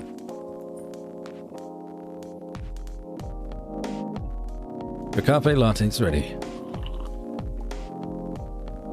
Thanks. Okay, back to the actual story at hand. How did you manage to get backstage? Oh, right, so Rachel came in. She came in... Our illustrious champion returns. Welcome home. Mercy! Oh, coffee made John. I need a coffee, it seems. 18 months in the Batcave. 18 months. Wow. I know you're rocking that founder's badge, but I think 18 months is the is one of the points in which you unlock the next sub badge. So congratulations. How you doing? Good to have you here. Thanks for so much support over at the very least a year and a half, but I think we've known each other longer than that. Thank you for all of your support. There's two whole babies. That's 2 babies too many, quite frankly. Tired after your first day back after COVID? Oh, no. But it's time to head to bed. Oh my god. I can't stop yawning now. Time to head to bed, mouse. Can't push yourself too hard if you've had COVID recently. I'm glad you're recovering. It's a long road to recovery. So I hear.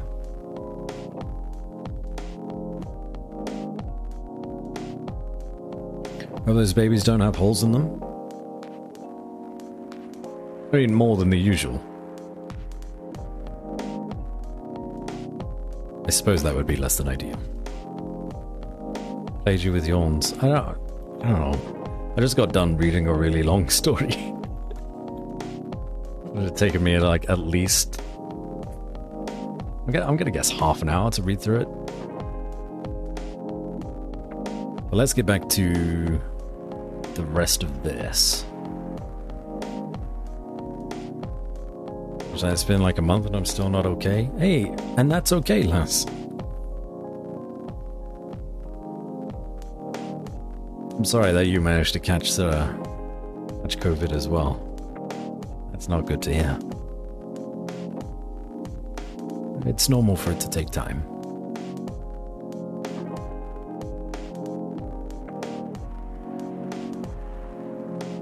How did he manage to get backstage? Tell security he was my father. And he messaged me about coming beforehand. Said he was just going to wish me luck. So I told them to let him in, of course. He's still my father. Things were nice at first. Then my manager came. And... ugh. I don't know why he hates him so much. It's showbiz. I'm mature enough to know what's good or bad for me. That reminds me of the Game of Thrones line, now that it was in the short story, and it's on my, or in my memory. I'm mature enough to know what's good or bad for me is very much like Joffrey saying, I am king.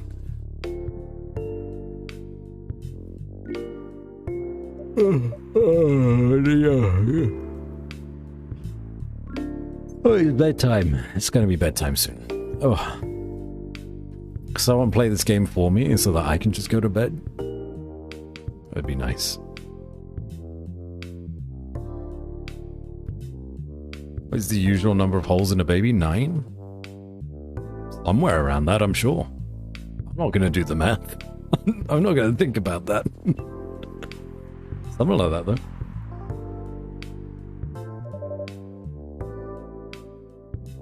Finish my phone to lay down. I'm dizzy. Go to bed, Mel. What happened after that? Mr. Lester told the security guards to kick him out. He's still allowed in the festival area. I saw him in the crowds. Did the concert go well, at least? Well, yeah. Other than the arguments backstage, everything was great. I was the first one to play on the main stage. Usually, no one pays much attention to whoever's first. There were thousands of people in the audience during my session. Nice. So you don't need to be at the event anymore after this? Not really. I did my stage time. And then there was this press conference after my show. After show press conference? Yeah, the pre-show was done yesterday. Today was a small one. There were almost a dozen journalists who wanted to interview me. So we decided to just do a mini conference. Good for you. Totally back in the game, huh? Yes, I am. Thanks to Mr. Lester. I'd say it's because of you.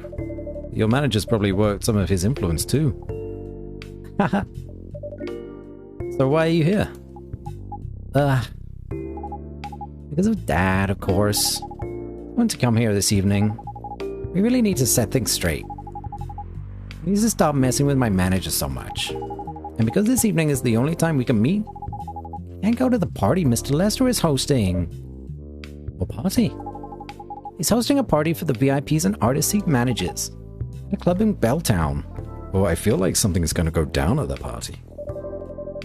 Is it okay for you to go to the party without a guardian? I'm 18, remember? I'm an adult. Yeah, but you can only enter some clubs if you're 21. Not this time. Because Mr. Lester's my manager, and it's his party? I'm not sure about that. It's true. No, I know you can do that by using his name. I don't think he should do that with you. Why? I'm an adult. No, you're not, Rachel. You ever been to one of Lester's parties? Well, no. You have? Not personally. I've heard stories. What stories? He knows how to party. That's good then. That's not necessarily a good thing. Knowing how to party might mean something else entirely. I don't know what you're talking about. You'll find out. Especially if you keep Lester on as your manager. Personally, I don't mind wild parties. But inviting an underage person to this party? It might be a bit too far. Walker, huh? Oh, it's Daddy Cat. Oh. Has he got a black eye?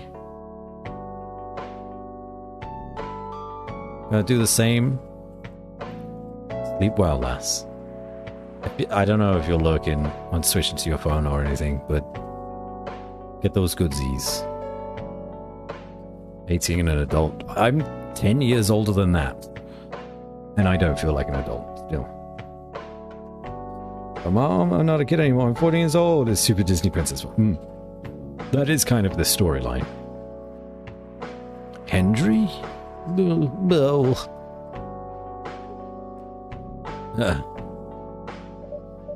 What the hell? Oh no. Dad?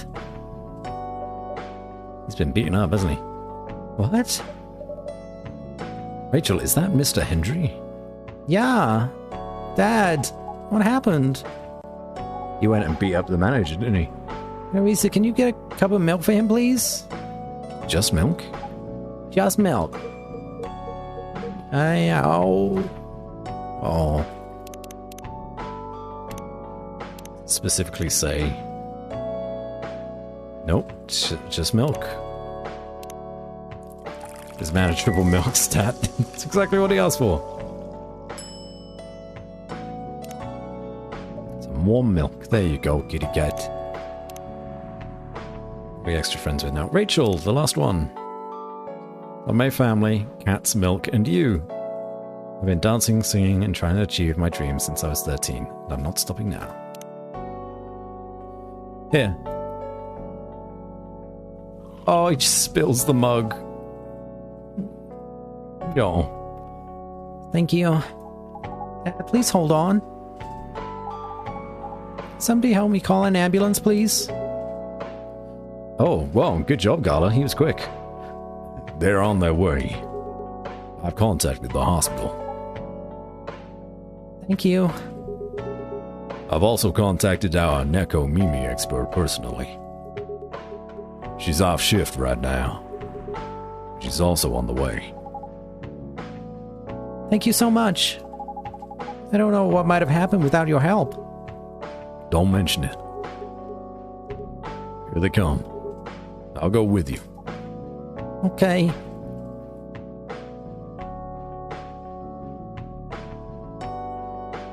Oh boy. That's really something, huh? Yeah. 2 days in a row. Emergency at your place. Well, at least some people think of your place as their go-to when they need help. You're right. It's not every day you look at things from the bright side. Huh. Well, I'm one of your coffee shop disciples, right? So I kinda understand them. I hope Hendry's alright. Me too. At least he's in good hands now. What's your plan for the rest of the night? Well, it was all pretty hectic. I need to continue writing. Take your time and place then. Will do. That's that night. That's 2 nights done.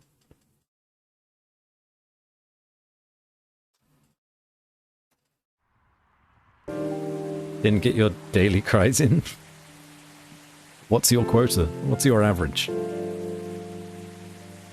Day October 4th, 2020. This is the second to last day. All of the stories are wrapping up. We can see that now. That's a guy's butt. It's a butt.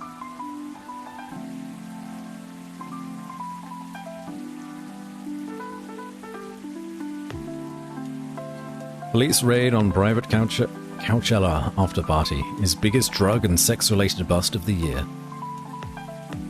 Yep, there we are. Not a safe party. Fight broke out during Coachella. Culprits in police custody. Despite the arrests, Coachella will go on. Of course it will. The last few weeks, probably 6 times a day? Yeah. Welcome. Hey, Pop. Good evening, everyone. Everyone safe and sound tonight. So far, so good, officer. The cops, with a cop who's supposed to be watching this area hanging out in a coffee shop. I'm not so sure about that. Hey, I'm working right now. I just love multitasking, you know. That requires skill. Taking a break and working at the same time, you mean? You know it. That's an oxymoron. That's why I said it requires skill. Anyway, Batrista. I really need an espresso to keep me awake tonight. Let's give him a milk. Ah, you can have it.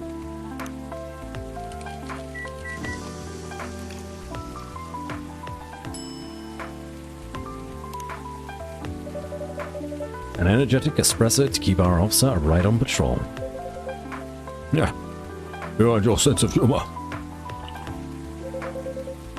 Your espressos are always out of this world. Probably better than mine or my wife's. It's not a competition, officer. It is for her. She thought if she could make a better one, I'd stop coming to this place so often. It's not happening anytime soon. So, anything special today? Surprisingly, no. Gotta make sure this place is safe, though. What are you grinning about? I mean it. You're here the last 2 days, right? Yes, I was. Crazy things happened here. And 2 days in a row. As if the gods were trying to give me first-hand experience back to use in my story.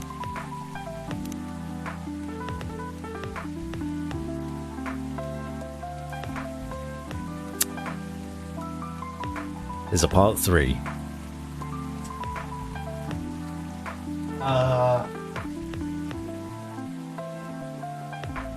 Well, I can't stop only 2 parts in, right? I have to do them all. Fortunately, judging by the scrolling bar here, this is the shortest part of the 3.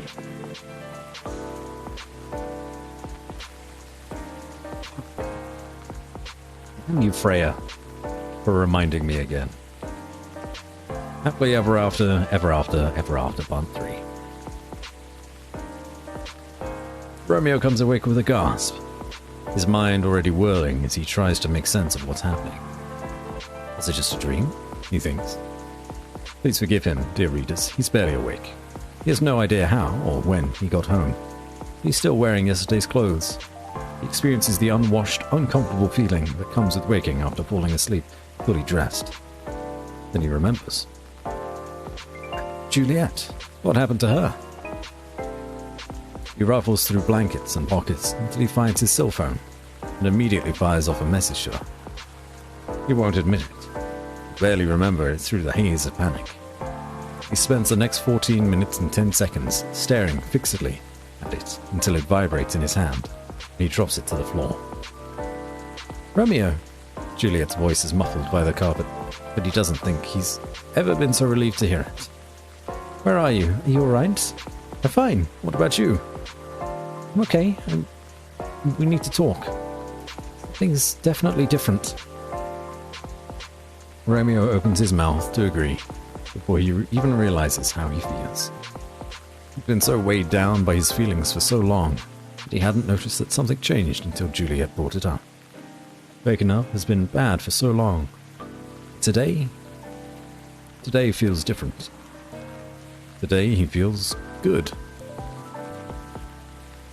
When Romeo arrives at the coffee shop, Juliet is already there.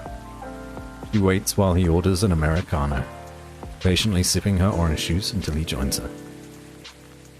So, Romeo says as he seats himself opposite Juliet, what happened last night? She shrugs, shakes her head. The picture of honest confusion. I'm not sure.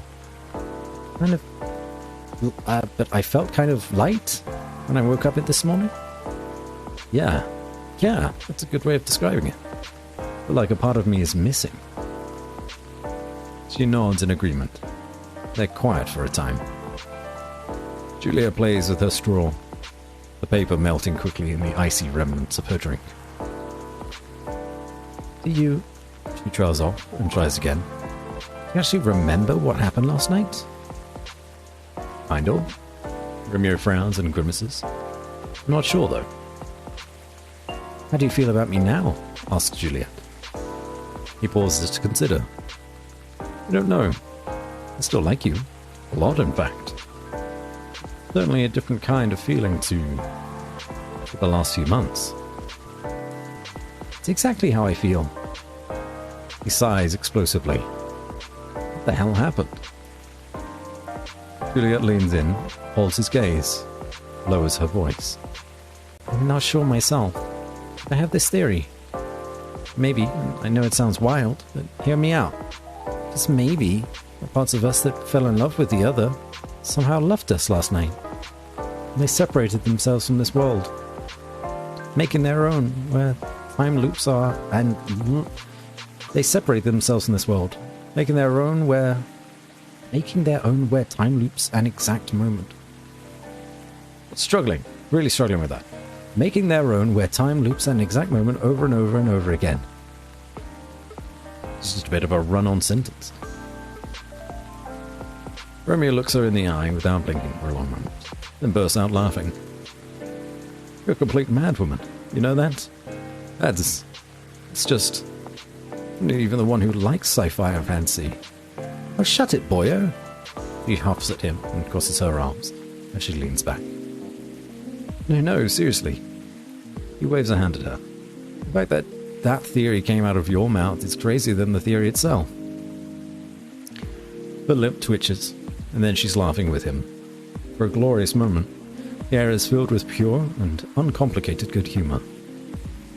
When the laughter winds down, they each find that they can't stop grinning at the other, and it's beautiful, just like it used to be. The thought occurs to Romeo. He opens his mouth, and Juliet immediately points a finger at him. Shut up. He closes his mouth. He keeps grinning. Hands held up in surrender. Hands help up? That's actually a typo, that one. Hands held up. You can't say it isn't possible, though, she defends herself with a wry shrug. Romeo tilts his head. Nothing is impossible. So, what now? What now what? I mean, what happens to us now? He looks around and shrugs. We just live normally, I guess. It's been months, not eons, since I could talk to you normally like this, and honestly, it feels awesome.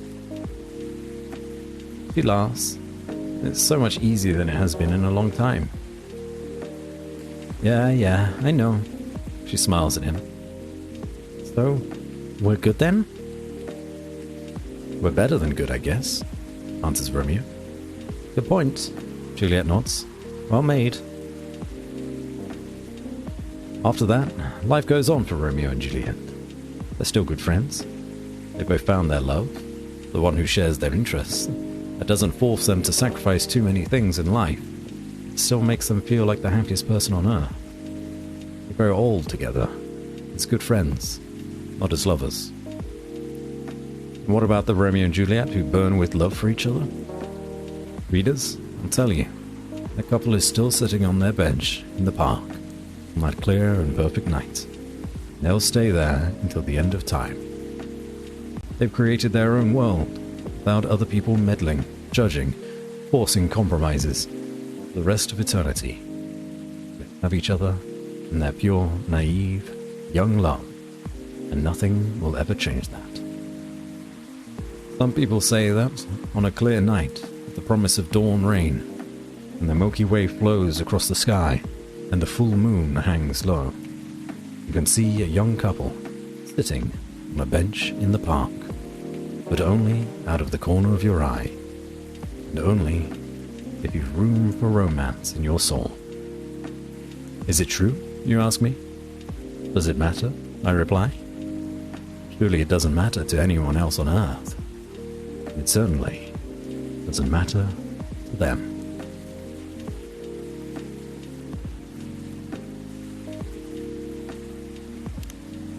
That was a better ending. There better not be a part 4.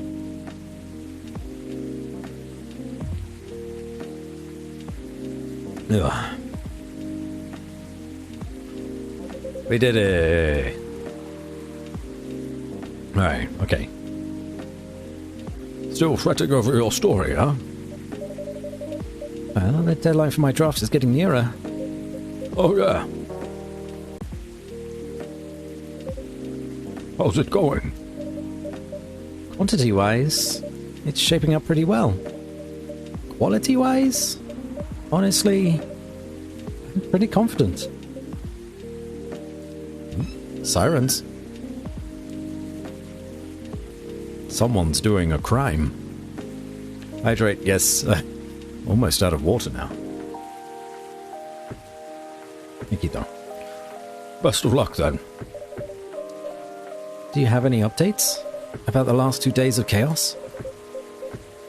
For the werewolf case, I spoke to Carla about it. What? You're going to arrest him? Some officers at the precinct were talking about it, but in the end, we agreed not to do it. Because he really helped a lot that night. We asked the folks in the hospital, some other people in the area, and without him, we'd have had a lot more problems. He helped a lot, getting most of the werewolves safe in the hospital. Too bad he couldn't lock himself up in time. Thankfully, he didn't hurt anyone. Now I have hiccups from drinking too much water. Dang it. So, those who would rather detain him can't do anything anyway. Phew. I'd be pretty mad at you if they did arrest him. Welcome back, O-Line.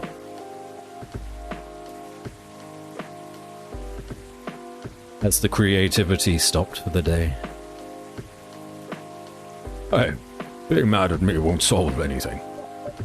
You know, About it? Not yet. Not yet. what about Rachel's dad? Any idea what happened?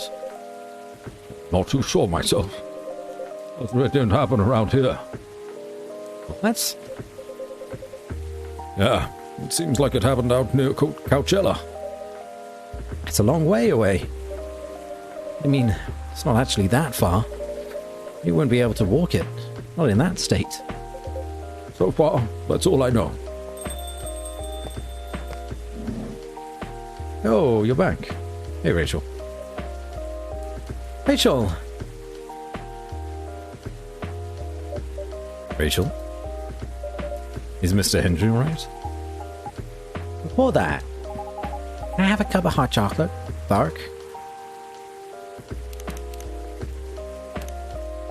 I'm pretty sure it's just triple chocolate. Yep. Just want to stop in for a few more minutes before heading to bed. Wow, thank you. I imagine I probably will have the chance to finish this game, so we'll be playing for maybe another hour.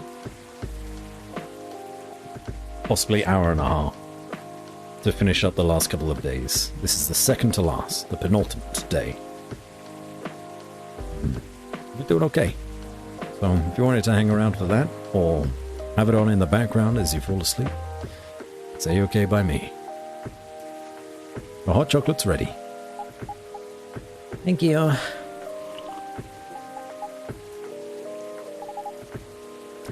That's gonna be fine.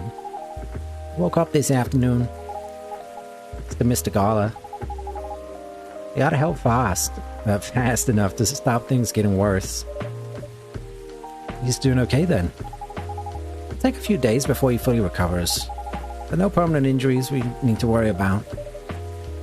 It's good to hear. I know. But still. All because of me. Because I didn't listen to him. And all he wanted to do was protect me. Rachel, blame yourself for this. Please don't take offense. Is it okay for you to leave your father alone in the hospital? His friends are there at the moment. I can't face being stuck in a room with a bunch of people I don't even know right now. Besides, Ellie needs to get away for a bit. I told Dad I'm gonna visit Coffee Talk to get some fresh air. He's okay with that? He understands. He always does, I guess. Miss Rachel, what really happened last night? I got into a fight with some thugs. You heard them talking about me. Some very suggestive, perverted ways. Oh, yep, that would get your father into a fight, for sure.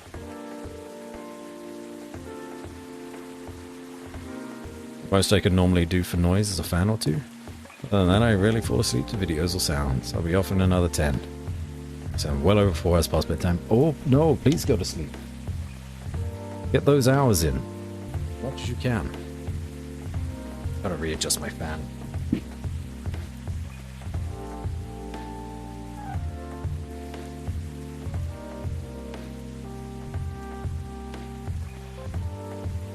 I think that's a bit better.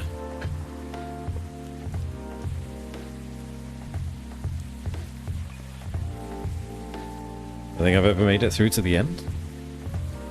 To the end of a stream.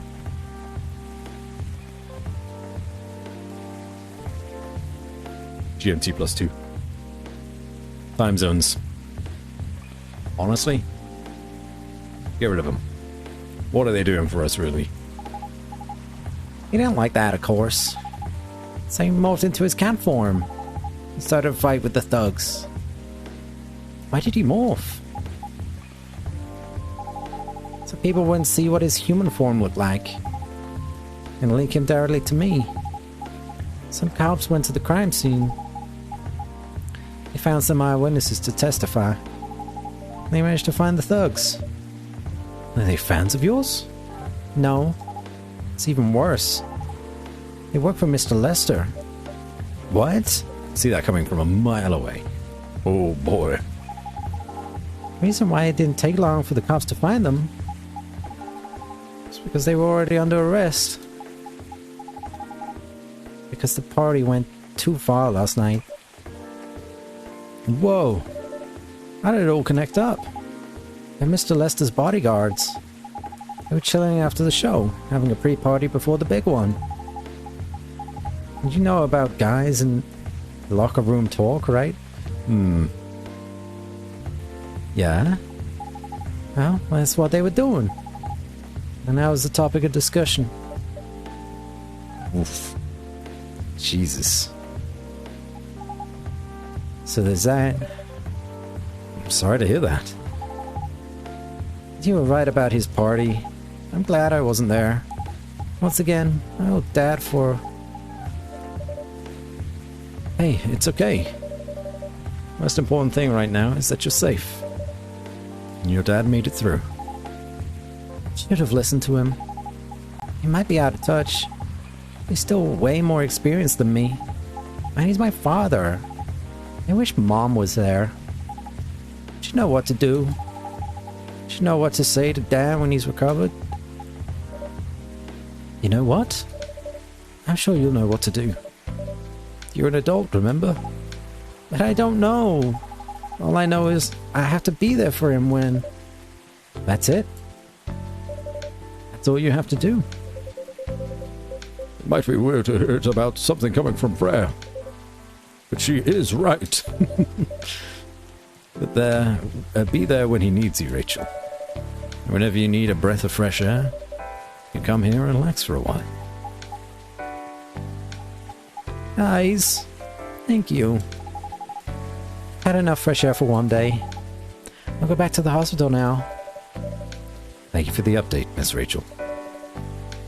I wish your father a speedy recovery. Thank you, Barista. That's another storyline. Finished. Man, what a weekend. Pretty crazy, I know. Anyway, I've got to continue my patrol. It's been a pretty weird weekend. But overall, things are still safe around here. Do you remember that? Never let your guard down, okay? No problem, officer. Thank you for checking up on us, Officer Georgie. Okay then. See ya.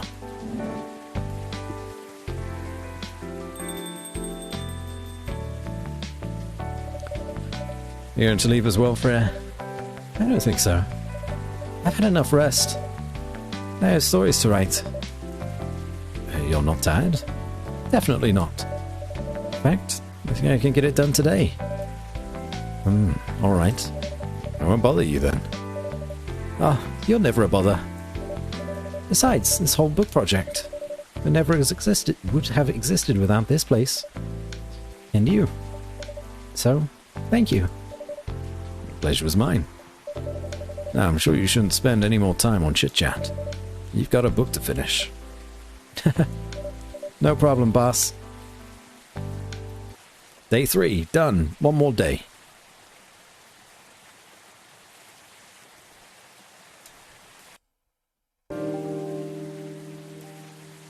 It should be a couple weeks later, I think. Yep. 2 weeks later.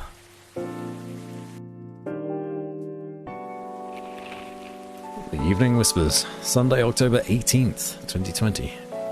Coachella Festival proves to be a major boost for Seattle tourism. Look at that. It's a financial report and everything. More women have spoken out and claimed Morris Lester lied. Initial reports indicate possible herpes outbreak at Coachella. You gotta be careful. Especially at those festivals. Hello! You're finally here. Hey all. Hey. Yo. Hi, Freya. Someone's feeling happy today. Of course. Did they? We'll find out in a second. See if she's written anything else.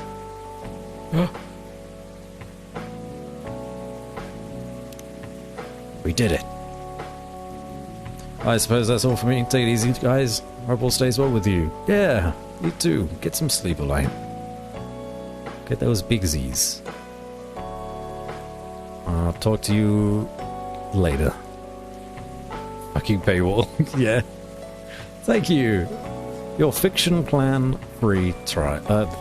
Your fiction plan free trial is over. Did you enjoy the content we provided for you? Do subscribe to our fiction plan for only $5 a month, or join our premium subscription plan for only $10 a month. Or you can subscribe with Twitch Prime. It's right there. It's free. With access to all of our content.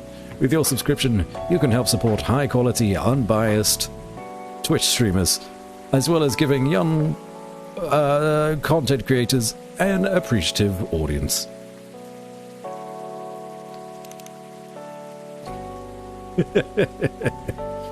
Good job, Freya. Those are good stories.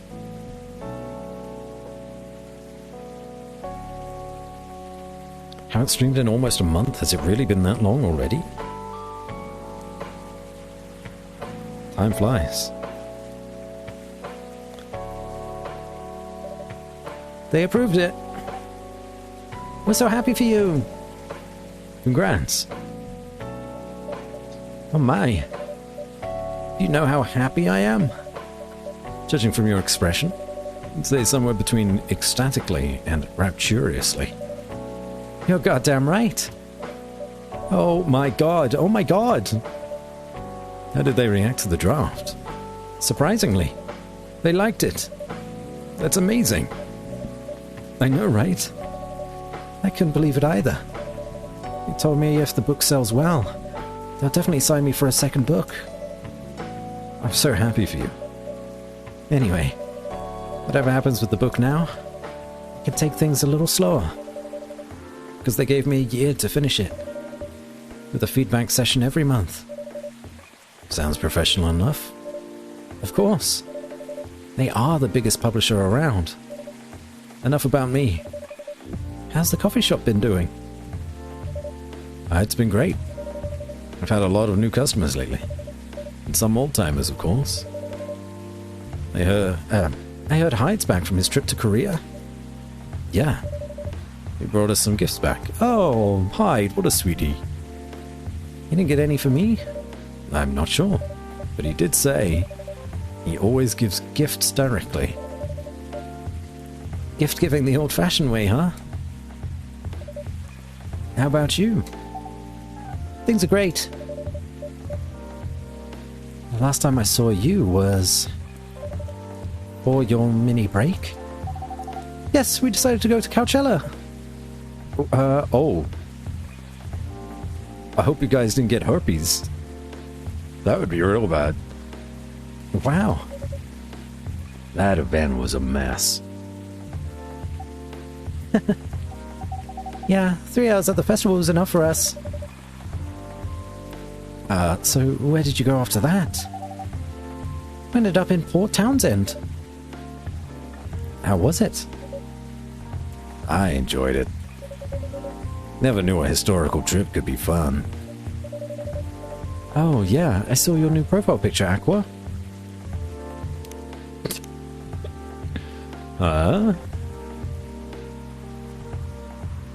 Rachel, she changed her picture again.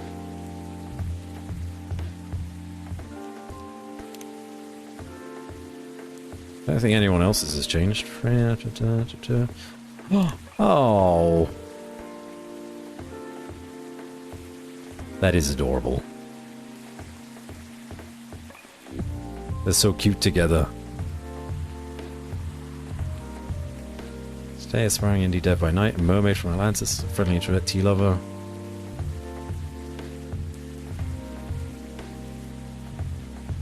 That's wonderful.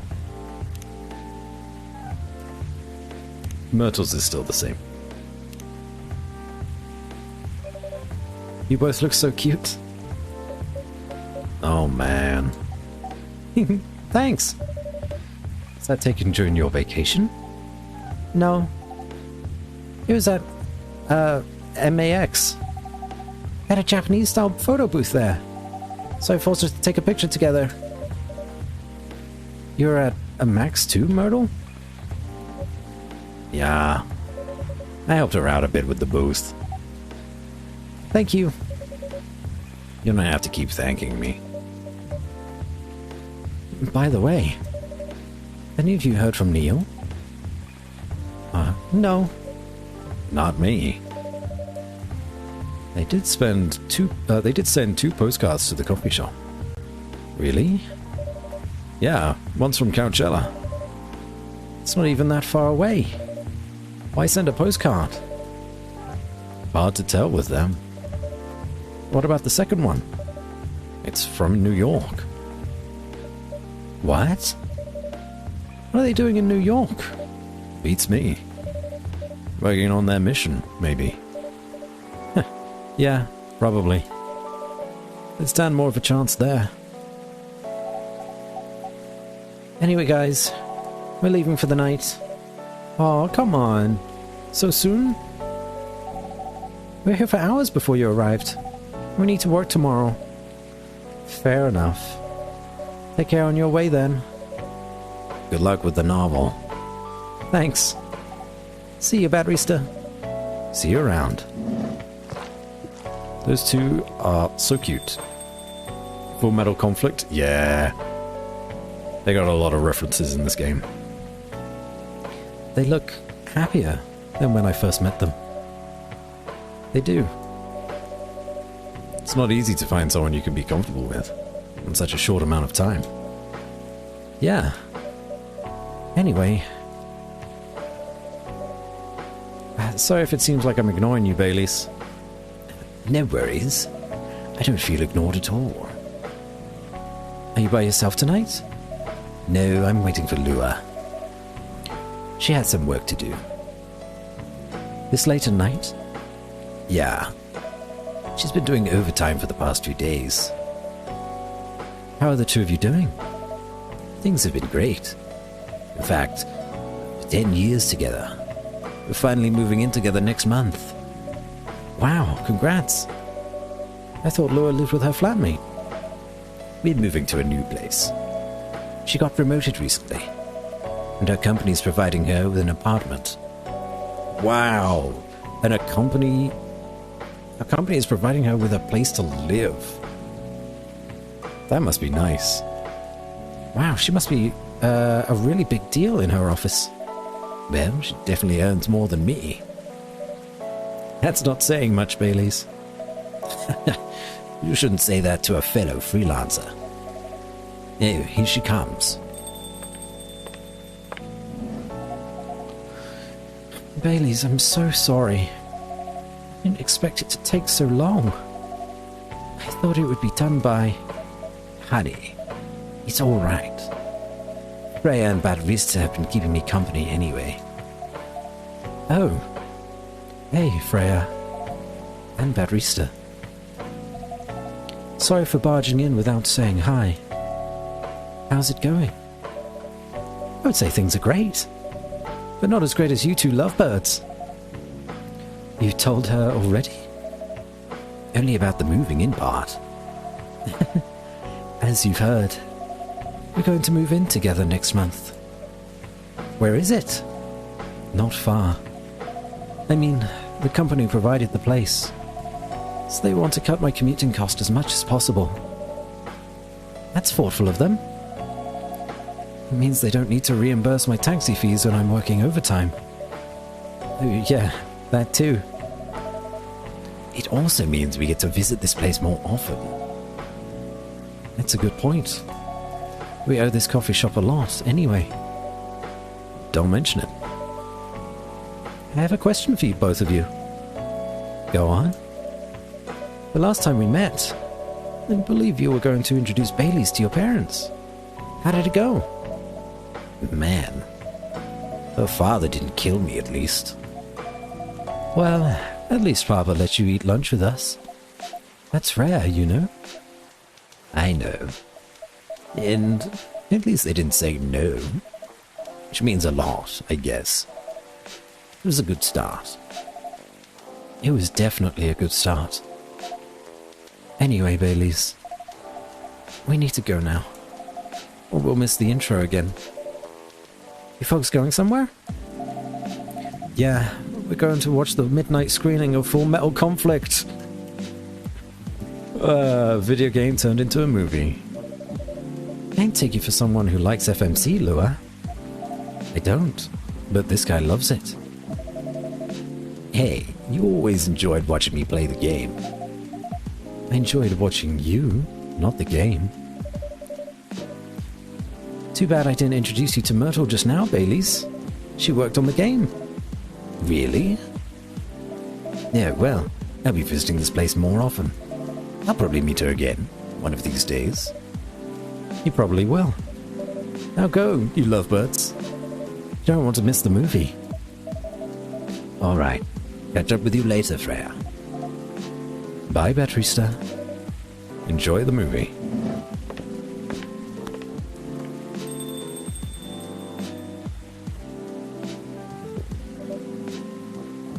Who else could we run into? Hyde? I think Hyde's the only one.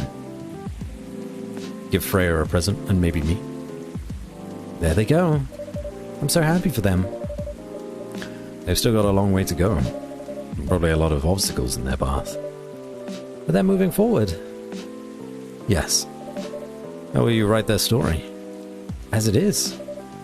It's beautiful enough. And it has enough drama. Huh. That's one way to put it. Anyway. What's that look for? You haven't told me about any of our other friends here. How are they doing? You only skipped coming for 10 days. What do you expect? Come on. You played an important part in my writing process, remember? Well, there are some updates about the regulars. Tell me. Where should we start?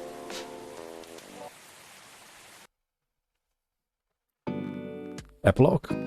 Yeah. Lua visits the place more often now than that they live nearby. The last time they came, they were talking about catering and venues. Get married? Hyde returned from his trip to Korea and brought gifts. Some are more special than others. He said he's considering moving back to Seattle. His agency allows it. Those are some furry handcuffs, Hyde. Aqua continues her work with the university. She's still working on small indie games. The difference is, she's not alone now. Neil. The only news about their superhero breeding mission are the 2 postcards they sent me. Rachel is back at the recording studio, preparing for her first solo album. She found a new manager, someone who made the news as a legend coming back to the industry. Her dad! And finally, Freya. She finished her book, got published, and have some signing sessions. It was a massive success, sold out even more after the 4th printings. Something, I missed the last bit. But that's it. That's the game. Finished it in less than 3 hours. A regular stream. To a movie something? Oh, her book got turned into a movie? Is that what it said? Or was beginning to be in that process, I suppose. That's wonderful. Good on her.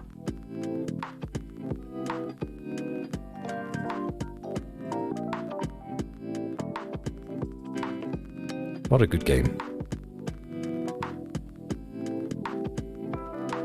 I'm gonna finish my water now.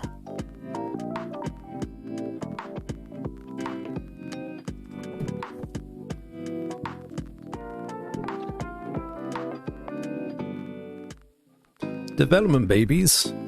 Zoe, Adiva, Jacqueline, and Jackson. Development cats. Oogie, or Ogie. Bailey's. Bailey's was a development cat. Oh, that's nice.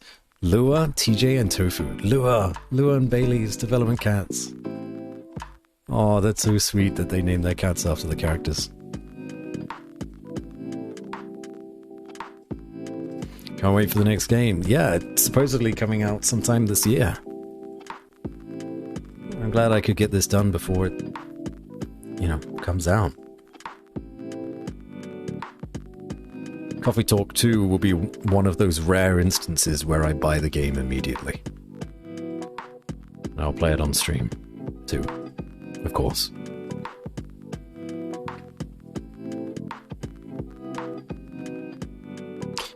Got a favorite character, Mel? And me? And you? In chat right now. Special thanks goes out to you.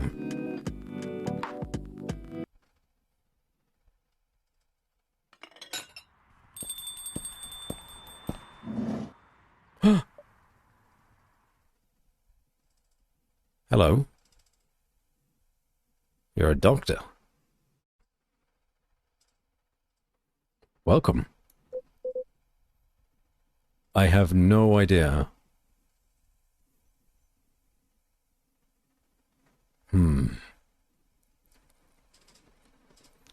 Ah, hello, barista. Good evening, sir. I mean, this voice doesn't fit in, but I don't know what else to do. Have we met before? I'm sure this is your first time here. Well, of course I've been here. In fact, I worked there before. Worked here before? What? Wait. No way. Is that really you? It's been a while. You've changed. A bit too much.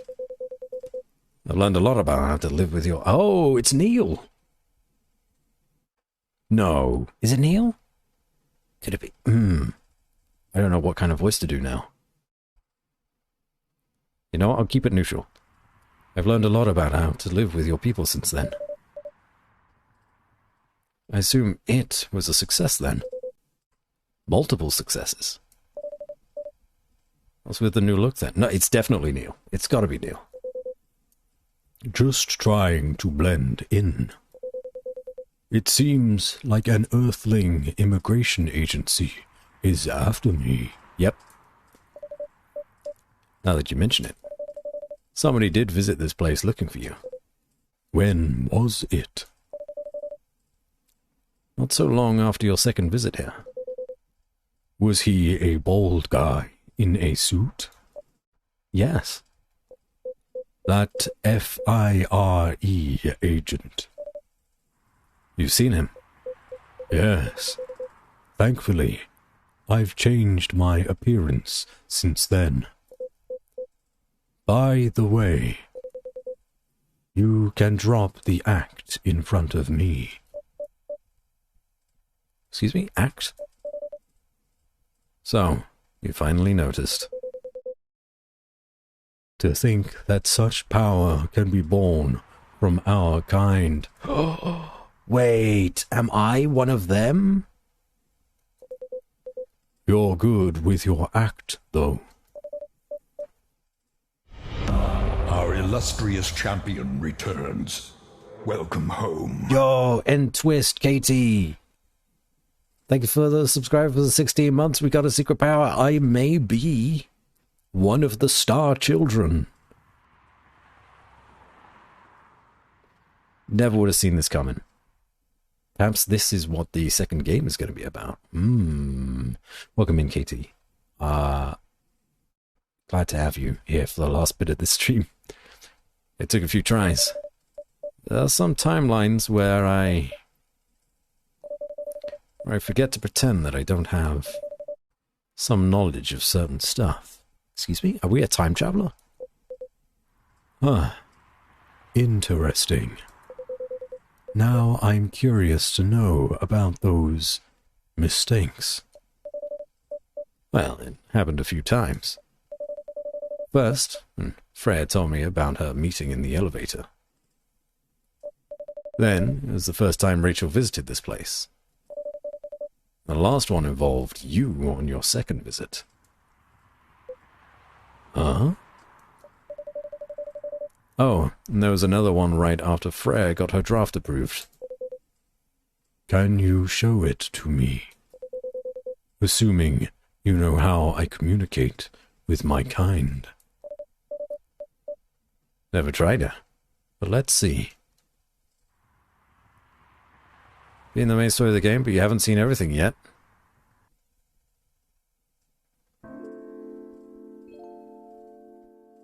What?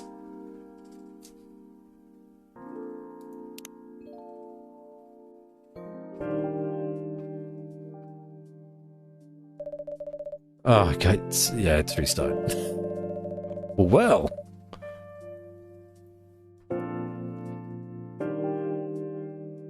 We'll have to leave it there for now. I don't know what to do with this new bit of information.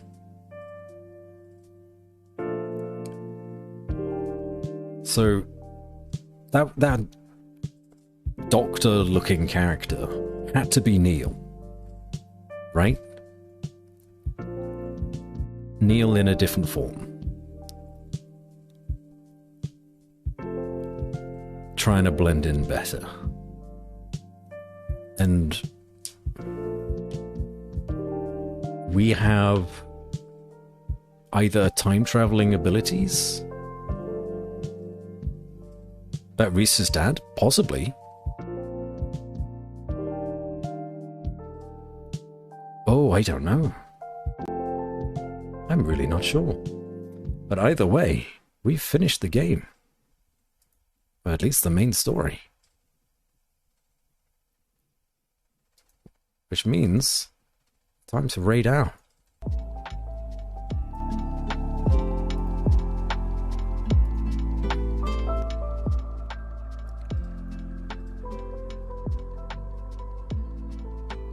But what were the mistakes? I don't know.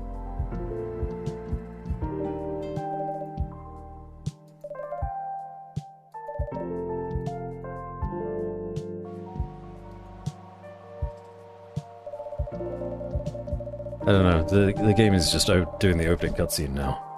Do we miss it? So many questions. Could be when I've made the wrong decision of giving a different drink.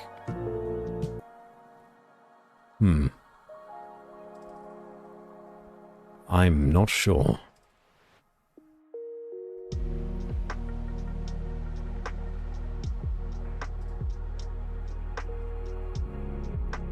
Is there anybody else playing this right now?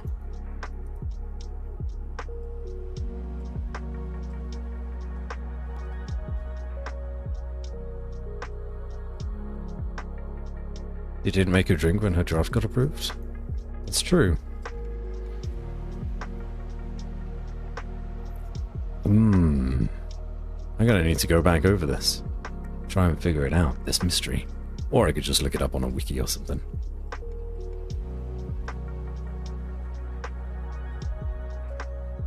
Okay.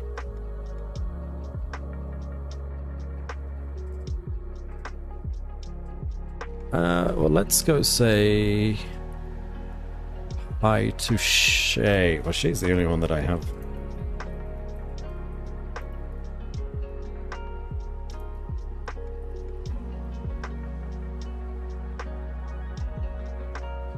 It's the elevator. She wanted espresso. You gave it to her. Nothing wrong there, I guess.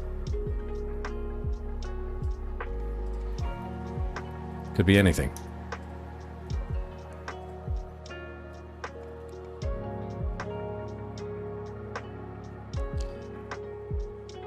Alright, everybody. Thanks for joining me on this caffeine-filled journey. We'll pick it up again, at the very least, when the second game comes out. But I am extremely curious as to what is going on now with all this extra stuff. Yes, bit of a warning. Shay and I, we stream at very different volume levels. So, let's just put it like that. So prepare to turn your volume down a little. In fact, is it even a smart idea if people are lurking right now? If people have fallen asleep, this is the one thing about rating Shay that I'm just not sure about, and I'm going to cancel it for a second. If people have fallen asleep, I don't want to wake them up.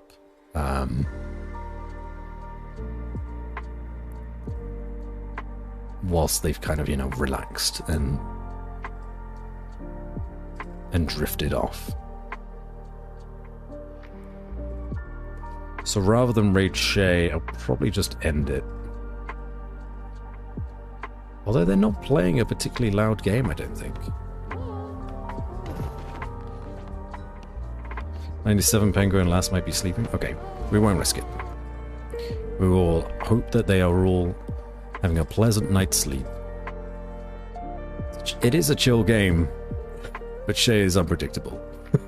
I don't know. We'll just leave it there then.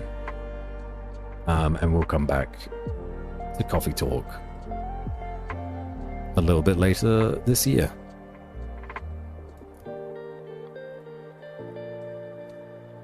And you need to go get some rest too, Mel. Okay? So have a good night, everyone. don't forget to look after yourselves and drink some water between those coffees. Okay? Okay. Catch you later, everyone.